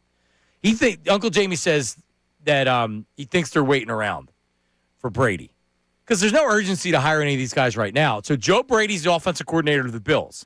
If Brian Daboll goes there as head coach, Brian Daboll has his own offensive philosophy. He wants to call the plays. I don't think Joe Brady's sticking around. He wants to call plays. He has his offense. It makes so much sense here. You're getting that's a big swing. That's a bigger swing guy. Yeah. Well, I mean, that was another guy that was a hot candidate for a while. He ended up there in Buffalo just because he didn't get a head coaching job. I don't think that people look at him. Top 3 offense the last 3 years. Now, I'm interested because I have not dove into the X's and O's, and maybe this is a good Moshe question the next time we get a chance to talk to him. But they have a very, very good running game up there. James Cook, they've done a tremendous job with him up there. I want to know if Brady's coming in here, would the way Brady has his running game, would it complement what Statlin's looking to do? Because they have obviously designed a very good running game up there with Joe Brady. So has that changed too? Do the Eagles now say we can't let our offensive line coach run what we're going to do on offense? And I'm not telling you that I would have said fire Stoutland, Right. Kingsbury's coming in. I'm not saying that at all. But, that's a number of years ago. Yeah, I mean, I don't think they're moving off of him. So I don't think so either. Are you amendable to change?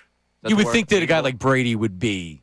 Yeah. Yeah. Both sides. This guy's one of the best coaches in the league. Yeah. Stoutland. All right. Well, there you go. Another name that's not brought up a lot that used to be. Remember the good old days during the season where the Eagles are going to fire Patullo. Hire Brian Daboll during the season. Mm-hmm. That'll fix everything. It's not going to happen. But Doug's name was brought up a lot. Oh. Doug. You know what name hasn't been brought up? My freaking mind. We better Not figure one time. Doug. Not one. You know whose else name hasn't been brought up one time? Frank Reich. Good. By the way, we were talking about it yesterday with if Sirianni was fired, or maybe 2 days ago, if he was fired, where would he go? What would his staff look like? I would bet a lot of money if he went somewhere else, his offensive coordinator would be Frank Reich. I think it's done. I don't think he can do it anymore. I don't think you want to come back here. No, you got a great legacy here, man. Stay away. There's no reason to. And by the way, correct me if I'm wrong. Since winning the Super Bowl, what the hell's Frank Reich done? Went to the Colts, got Sirianni hired by the Eagles, then got fired by the Colts. I mean, he convinced the Ursays to trade for Carson Wentz. That got him fired. Well, you did have the Sirianni "I did it for Frank" game. Yeah, which when you look at top 5 wins in the Sirianni era, there's obviously the Super Bowl, the 2 NFC Championship games. "I did it for Frank" is right up there. Frank Reich revenge game. Yeah, that Colts team that was what? He was yelling at the fans that game too. I mean, if you go through a percentage of his wins, I would imagine we're close to a 50-50 split of him yelling at fans versus him not yelling at fans. Agreed. Like Kansas City, the year after they win the Super Bowl, yelling at fans. Browns, after the bye, yelling at fans. Bills, after this season, yelling at fans. I mean, we got a guy that really wants to let people know when he wins. He's got a great road winning percentage. He does. He's got an even better yelling at fans percentage. Seems very odd feeling as an Eagle fan to be 1 year removed from the Super Bowl and we're trashing the quarterback and the coach. You remember, if they win one, I'll never complain again. All I want to see is one. They've won I always 2. call BS on that. Yeah, obviously. We were never going to live up to that. They've won 2. And within 365, that's not even 365 days. We haven't even hit the 1 year anniversary of that Super Bowl. And everybody needs to go. A big sports radio topic used to be, would you trade 10 years of being average or bad for one Super Bowl? And my answer would always be, no, I want the Super Bowl and I want to be good for 10 years. Why is it one or the other? Because give me a break. We'd be okay winning a Super Bowl and then for 10 years we would suck. For 2 years we can't suck. Right. For 1 year we can't. The Eagles were 11-5. We want everybody fired. They won the division. What, back-to-back divisions? They killed the graphic. Yeah, Fox has no idea what to do coming back from break in the third quarter of an NFC's game next year. You know how difficult that is? That kind of sucks. Burkhardt and Brady have no idea what they're going to talk about. All right, we're going to do Waymo Wednesday coming up here in the next segment. There's always things going on with the autonomous car Waymo, and there's more. It involves school buses this time. Full autonomy for the Waymo. Correct. That's why I love the autonomy talk, because of the autonomous car Waymo that Ray will not take. But I will. Shot. And I did. I did in Phoenix. Luis Robert Jr. acquired by the Mets, which I believe takes him out of the Cody Bellinger sweepstakes. I can't imagine they're going to, because they're taking on the full salary. And absurd. The White Sox, I think, would have given up players just to get them to take that salary off. But the Mets, so it looks like he's going to be their center fielder. And because Bader was rumored to go there as a destination because they needed a center fielder, Bader's still available out there. Man, maybe he's rethinking this whole option. He should have come back to the Phillies for $10 million. Yeah, he might be. We'll see what he ends up getting. But Luis Robert Jr., I know everybody's going to point to what he did 3 years ago. This guy's been one of the worst players in baseball the last 2 years. So I'm glad the Mets are putting him in center field and paying $20 million. That takes him out of a good player. This is one of those ultimate. We were talking about him the last couple deadlines. He goes to the Mets, and now it's going to be, you could have had that guy. Yep. And then he's going to play, and he's going to stink. So that takes them out of Bellinger. Bellinger probably goes to the Yankees. I would imagine. Or the mystery team. So, yeah, or the mystery team, the Love Phillies. A good mystery team. Oh, the Phillies. Ranger Suarez, the Phillies said their official goodbyes on Instagram. So they had the press conference today in Boston. Is that what happened, Ray? That's why the Phillies officially say goodbye now? That picture looks weird. It does. It's going to be weird. I'm just glad he didn't go to the... Oh, now that you say it, breaking news. Cody Bellinger to the Yankees. That just happened? Yeah, that just happened. Yeah, there was somebody last night that for SNY in New York that was making the case the Phillies were the team. And somebody responded and said, like, no, they've already, like, Dombrowski said today they're not doing anything. She's like, don't listen. Don't believe everything that you say. And it's like, you're obviously not following anything. If you think that the Phillies are going to spend 30 what's the numbers on it? We don't have a number yet, just that they're in agreement on a free agent. They're in agreement. So there was talk about 35 a year, which I think's nuts. Yeah, but it could be. If Bichette's making 43, he's got to be worth right. Well, Bichette and Tucker just changed the game here. Right. Because I like both those players. Neither one of them are worth the contract they're making. Bichette's making more money than Aaron Judge. Make that make sense. Yeah, a lot more. Well, two more per year. That was is that what it is? Yeah. Well, that's what I said when he signed, which was who Bichette, as you said, is making more money than Aaron Judge. Yeah. Yeah. Well, Tucker's making $20-some million more a year than Judge. Also doesn't make sense. And that's the market. So also Rob Thompson spoke to the media yesterday, and he was being defiant about the negativity, but the whole idea that the Phillies are running it back. And I know that 20 or 25% of the roster. Here's Rob Thompson. We're going to have 3 new relievers. We got a new right fielder. We're going to put Crawford. Crawford's going to get every chance to play. We've probably got a rookie starting pitcher and Painter. We got Otto Kemp, who wasn't here at the start of last year. He's right about that. So we're turning over 20 to 25% of our roster. So if you think that's turning it back or running it back, whatever the saying is, yeah, I can't help you. All right, can't help you. There you go. Well, I mean, he's like, it's one of these things where he's not wrong, but you still know what we mean, Rob. I mean, come on. Yeah. It's a bit. The fact is, you haven't solved the problem with Bryce Harper, and Bohm is still your cleanup hitter. You can bring up Otto Kemp all you want. Right. Like, really, you can't platoon Weston Wilson, and oh no, you can't go out to the bullpen and bring in Walker Buehler this year or Tim Mesa. Like, come on. All right, one other thing. Rob Thompson, I don't know if we have this audio, but he had said yesterday, and listen, this is what you have to do because the guy's going to be on your roster. But he said, quote, I don't think we ever said that Bohm was moving if we got Bichette. Oh, really, Rob? Really? He said that there were a couple of different ideas on keeping him. Oh, I'm curious to what those ideas would be. Trading Stott? The roommate platoon. Bohm's your left fielder with Marsh. Oh, yeah, that would work out great. Hey, they did it with Reese and left. How'd that work out? Terribly. He's a terrible outfielder. Yeah, I'm not telling you it's a good idea. You could have an idea and it'd still be a terrible one. Yeah, here's the idea. Oh, man, what are we going to do? Yeah. You had to trade him for the salary reasons, too. Right. Rob, we're not dumb. I know that you have to say this because the player's still on your team. When they tried to trade him last year, they acted like that there was nothing that actually happened. Like, oh, well, we get calls on people all the time. No, we weren't looking to trade him. Oh, BS. We know you were. Rob, you got to lie. Rob's a better liar than Dombrowski.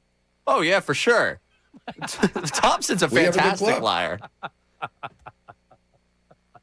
I think Thompson despises Nick Castellanos. So we never really got the whole, like, hey, yeah, I don't like the guy. Just always, he's a part of our team. We're trying to do what's best for the ball club. Right, he's smart. Yeah. Yeah, Ruben would never be as honest as Dave is. And he needs to do that because guess what? If Bohm's your cleanup hitter, you can't be saying, like with JT, you couldn't lie and say that they weren't going to, like they were moving on from him. They had to almost admit that. I think Rob would have lied and said that, no, well, we didn't necessarily have to not sign JT. He would have freaking lied about it. And offseason stuff, he doesn't have to tell the truth anyways. He's the manager. What does he care? What do I get? What does he care?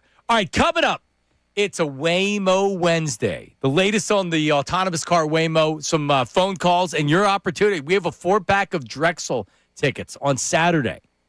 Man, the games down at the DAC are awesome. That's coming up next. Middays with Marks, 97.5 The Fanatic. Now on 97.5 The Fanatic Sports Update. I promise you it's a good club. I'm Ray Dunn with this Fanatic Sports Update. Dave Dombrowski yesterday met with the media following JT Realmuto's contract being signed. 3 years, $45 million for the catcher. And Dombrowski defiant in his belief that this is a good club. I think overall in the wintertime, I like our club. We have a good club. You know, I've just said it's a situation. People forget we re-signed Schwartz. If we hadn't re-signed him, I don't know how I would be feeling about the wintertime. And in the way that people forget the Phillies signed Kyle Schwarber, people forget the Eagles offensive coordinator job is open. Top 2 candidates off the board, though. Mike McDaniel and Brian Daboll both reportedly have other destinations. McDaniel to the Chargers, Daboll either going to be the Bills head coach or the Titans offensive coordinator. Sixers lost 116-110 last night, and the Flyers have the Mammoth tonight at 9 o'clock. This update's brought to you by IHOP. IHOP's value menu is here. Enjoy breakfast favorites like pancakes, eggs, and bacon, French toast with sausage, or a cheesy omelet with pancakes, all for just $6. Go to your happy plates with the $6 IHOP value menu. I'm Ray Dunn, your home for the Sixers Flyers, the best bird stock in town. 97.5 The Fanatic.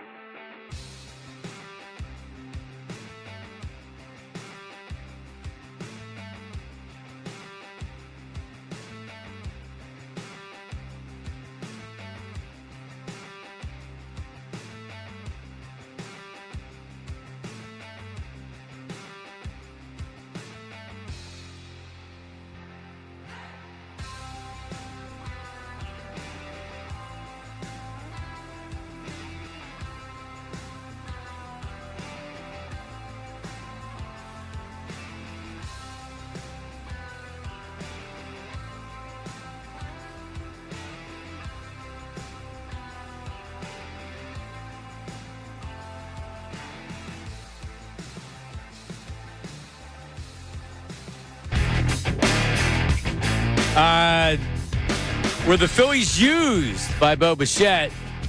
Jason Coletti, who is one of my best emailers, says, John, Phillies were used.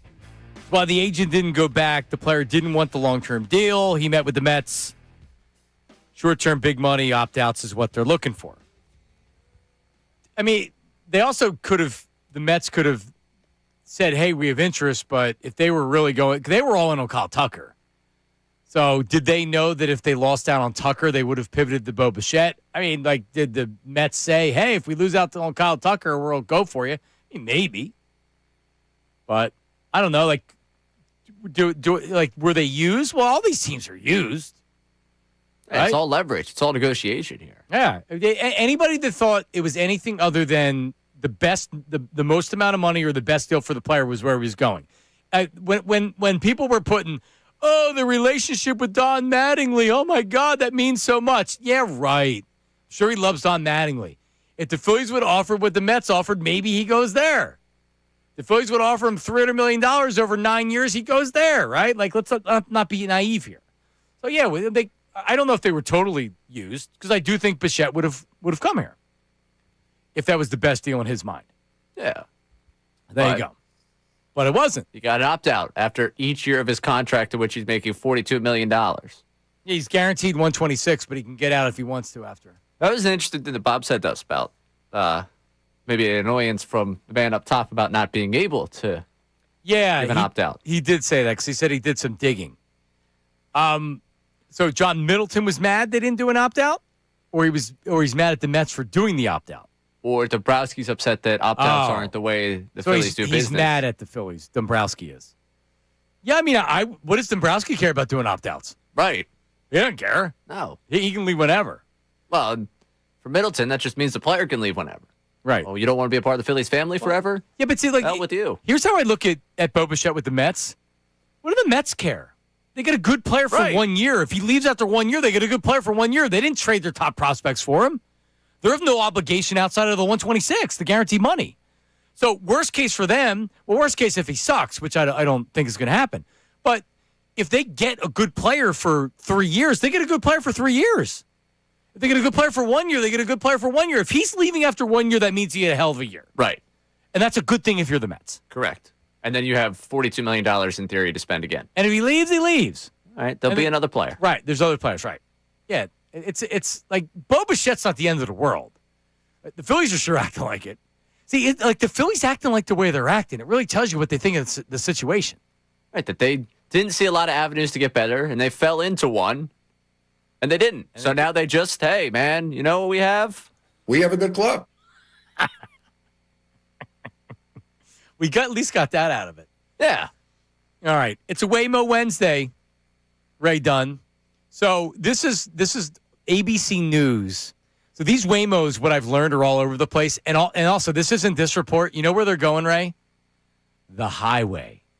They're now being tested out on highways, which they hadn't been before. Mm-hmm. When I was in Phoenix and I took one, I was talking to an Uber driver going to the airport, and he was telling me the Waymos weren't allowed on the highway. You can take a Waymo to the airport, but it needs to be on the local route. And there was a way to get to the airport that wasn't the highway, but they weren't putting Waymos on the highway. They're putting them on the highway now. But this is not what this is reported is about. This is about some other stuff. Listen. A spokesperson for Waymo saying they will file that voluntary recall early next week, emphasizing no one has been injured as a result of this behavior around school buses, but some calling for Waymo to halt operations. So hang on a second. They're talking. It's not a person. The behavior around school buses.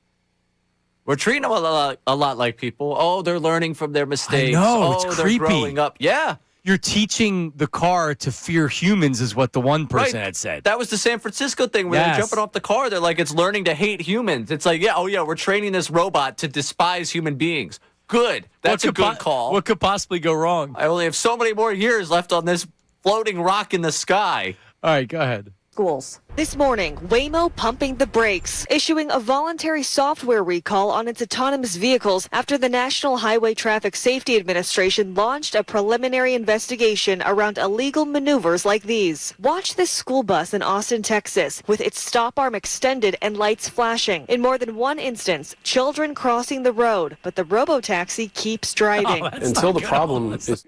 That's not good. No. A school bus? I would actually say This is bad. This is very, Stephen very A. bad. Not good. Well, obviously they're not happy in Austin. Continue. It's fixed. They don't need to be operating on our roadways. The Austin Independent School District reporting at least 19 instances of this since the start of the school year. 19. Not one, not two, not 19 times there have been children getting out of a school bus and a Waymo trying to move around the school bus. Well, we hit the one we played a couple weeks ago. There was a crime scene, and Waymo just kept going through the crime scene. Yeah.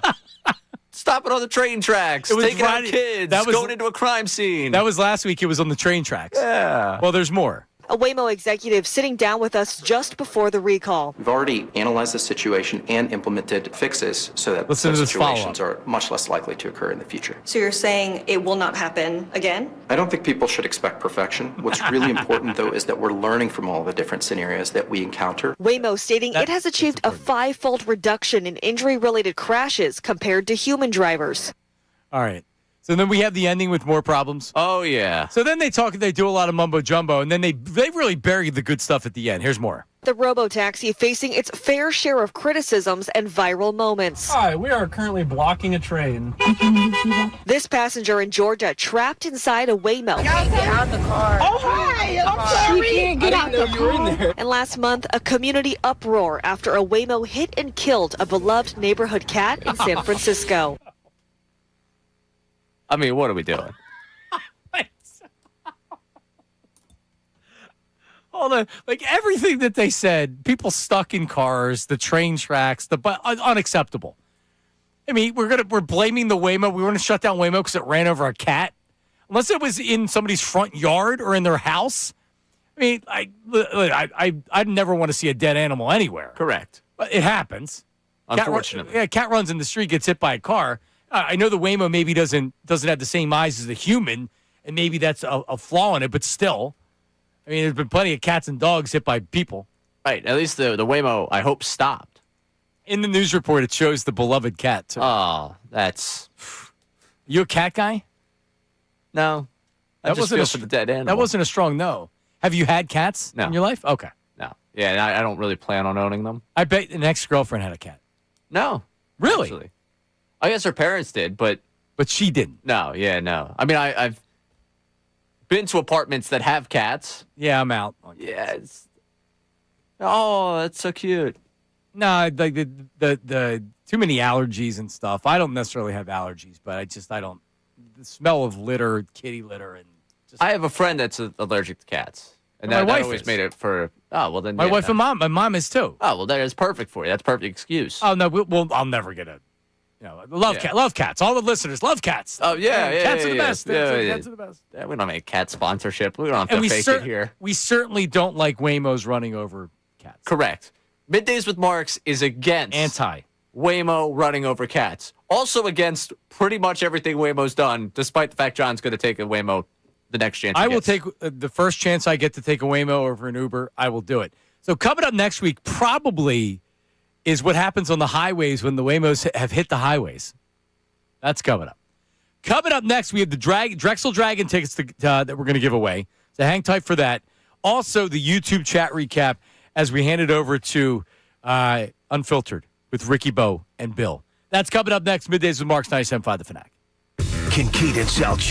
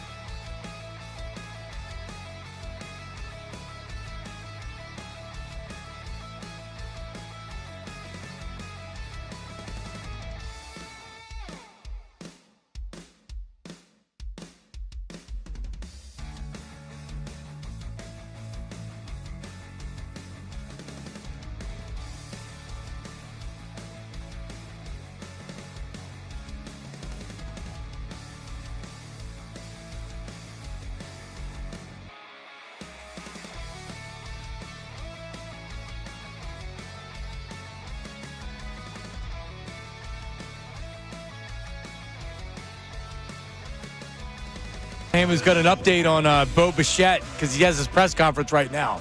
Oh, wonderful.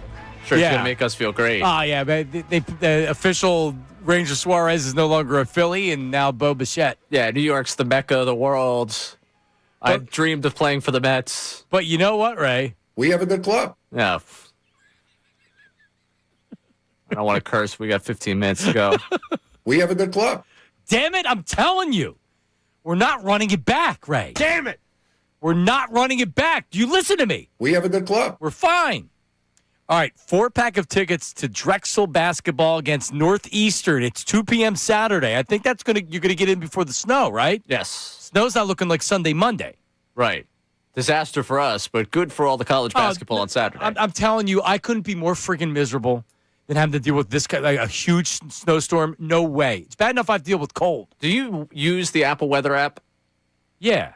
Well, it's never right. Right. The snow total's on there right now because I don't use it. I delete it off the phone. I use the Weather Channel because I've finally become someone that checks the weather. And their snow totals are like 8 to 12. Apple's got like 20 inches right now. No, I know. I just use it as it's not going to rain or here's the temperature. Because this morning it said that it was 2 degrees. And I think it's not 2 degrees. I know it's not 2 degrees because something else I just saw said it was 7 degrees in Collegeville. So I know when snow's arriving or when there's going to be precipitation or roughly what the weather's going to be. But no, I don't. Honestly, I'm not even listening. I'm not even trying. I'm trying to stay away from the actual totals that are coming up. Oh, I'm all in. Because I saw on Good Day this morning, they were putting the largest snow amounts ever in the area, and the blizzard of 96 was 30 inches. And that was something. And we already have snow.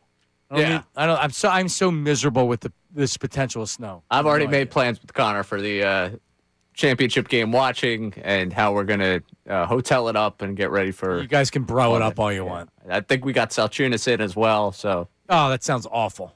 Oh, sounds amazing. You kidding me? Sunday with no responsibilities? In a hotel room with you guys?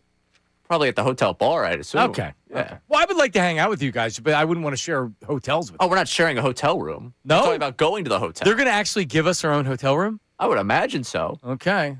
I wouldn't assume. All right. Well, maybe I'm sleeping on the couch here. I don't assume nothing. You ever see Planes, Trains, and Automobiles? Yes. That could be you and Connor. Oh. That's not a pillow. It's a little less fun. All right. I'm sorry. So it's this Saturday. Saturday, too. At the DAC. Get your tickets today. DrexelDragons.com. These are great games to go to, too. The DAC's a really, you're a play-by-play guy. I enjoy the DAC. The DAC's a fun place to go to a game. They had the Rumpf there this year. That was a lot of fun. It was a great setup. We get a 4-pack of tickets. So we're going to do it on the text line.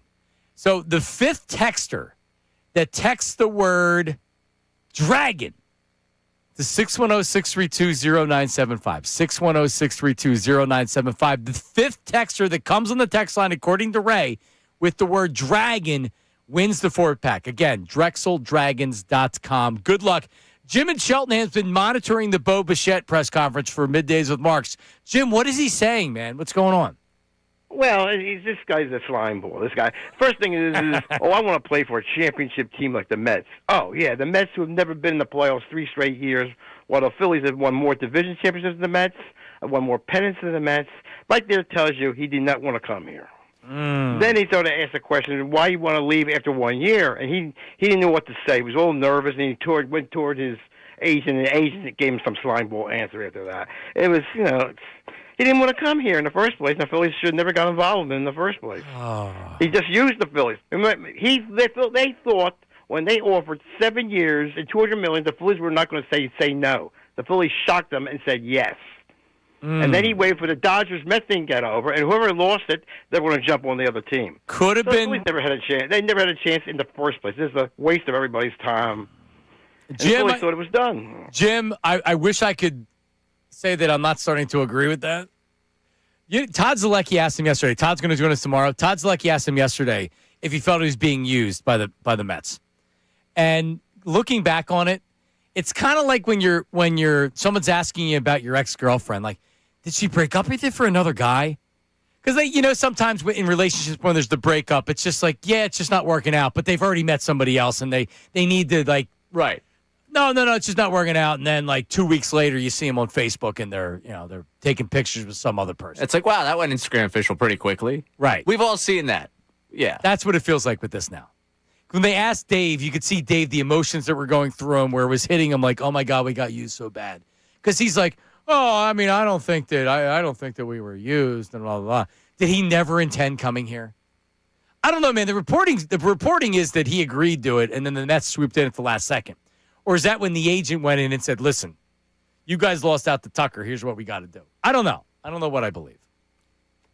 Here's what I believe. It sucks. Yeah. I think it's real if there was nothing there for the Mets. Like, if he couldn't find one of these deals, the Phillies are a nice, like, oh, yeah, long-term, $200 million. So, no, agreed. I think he would have played for the Phillies. Right. But if the Mets get Tucker, don't the Dodgers just get Bichette? Yeah, Dodgers on the same pivot. kind of contract? You go back to the Blue Jays and ask for some sort of contract like that. You know, I don't know. Yeah, I that's the way I feel about it right now. All right, YouTube chat recap. What do we have? It's time for the YouTube chat recap. How about filling us in? Let me tell you something else, man. Watch us live on YouTube every single weekday. I can't lie. Let me tell you something. It's the Middays with Marks YouTube chat recap. All right, hit me, Ray. If Aramark doesn't come out with a good club sandwich at the park this year, they are missing a golden opportunity. Sab from the YouTube chat. We have a good club. I like a good club. That's so good. Now, sometimes you'll go to a place that has a turkey club sandwich where instead of the cold cut turkey, they'll go like the turkey that's off the turkey like at Thanksgiving, which I don't like. Oftentimes that's a little bit too dry, and it's tough for the mayo to really sink in. That's the other thing. When you make a good club, the mayo needs to be put on the toast when the toast is still warm. That way, the nooks and the crannies and the crevices of the bread gets the mayo. Because if you put it on hard toast that's already not hot, then it just makes for a bad club sandwich. We have a good club. I love a good club. Why don't we open a sandwich shop? I used to work at sandwich shops. Me too. John and Ray should walk from the studio to Citizens Bank Park if the Phillies get less than 83 wins in 2026. Rick from the YouTube chat. Yeah, that's a good idea, Ray. I'm not in on it, but you can. I mean, I'd do the walk, especially to get under 83 wins. I'll be miserable already. Yeah, I don't want to. But I mean, you don't think there's any chance of that happening? What's the chances they win under 83 wins? 15%? Oh, I don't agree with that.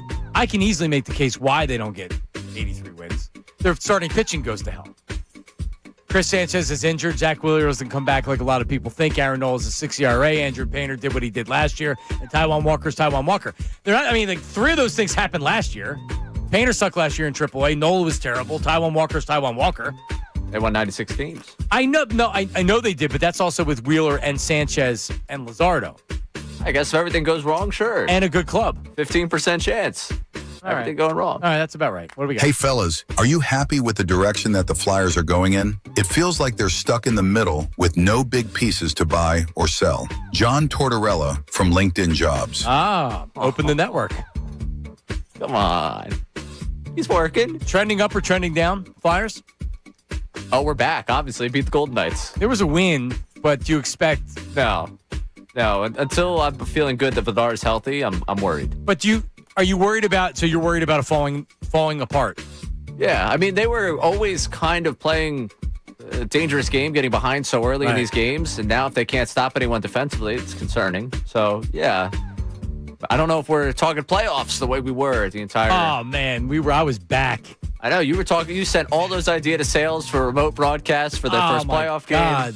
You were fired up Tonight at the Mammoth. Yes, a real of organization. Utah. Yes. Sounds like the place Ben Revere was an MVP after he went to independent ball. Yeah, Ben Revere.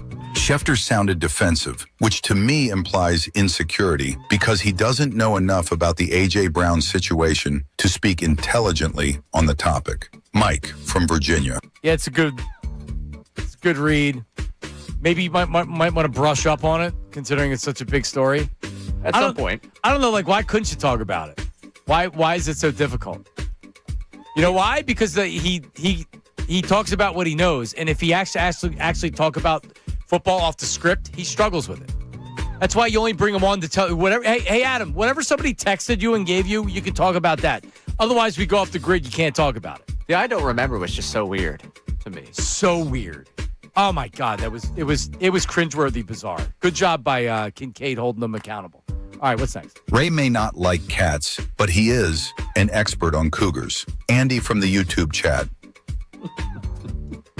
Now, there's a fine line between the cougar and the MILF. What's a cougar to you? What age? I mean, now it's over 45? Or is it over 40? Over Now you're 40. Yeah, you're that's a 15-year difference right there. Yeah. You're 25. I mean, if you go over a decade difference, I feel like I'm probably in a little bit of cougar range. So Ricky's a couple years older than me. You think Ricky goes under 50? You think he would go over 50 in dating? I don't think so. I don't know though. I don't want to put his business out there like that. I'm obviously happily married, but I don't know. Yeah, we'd have to see.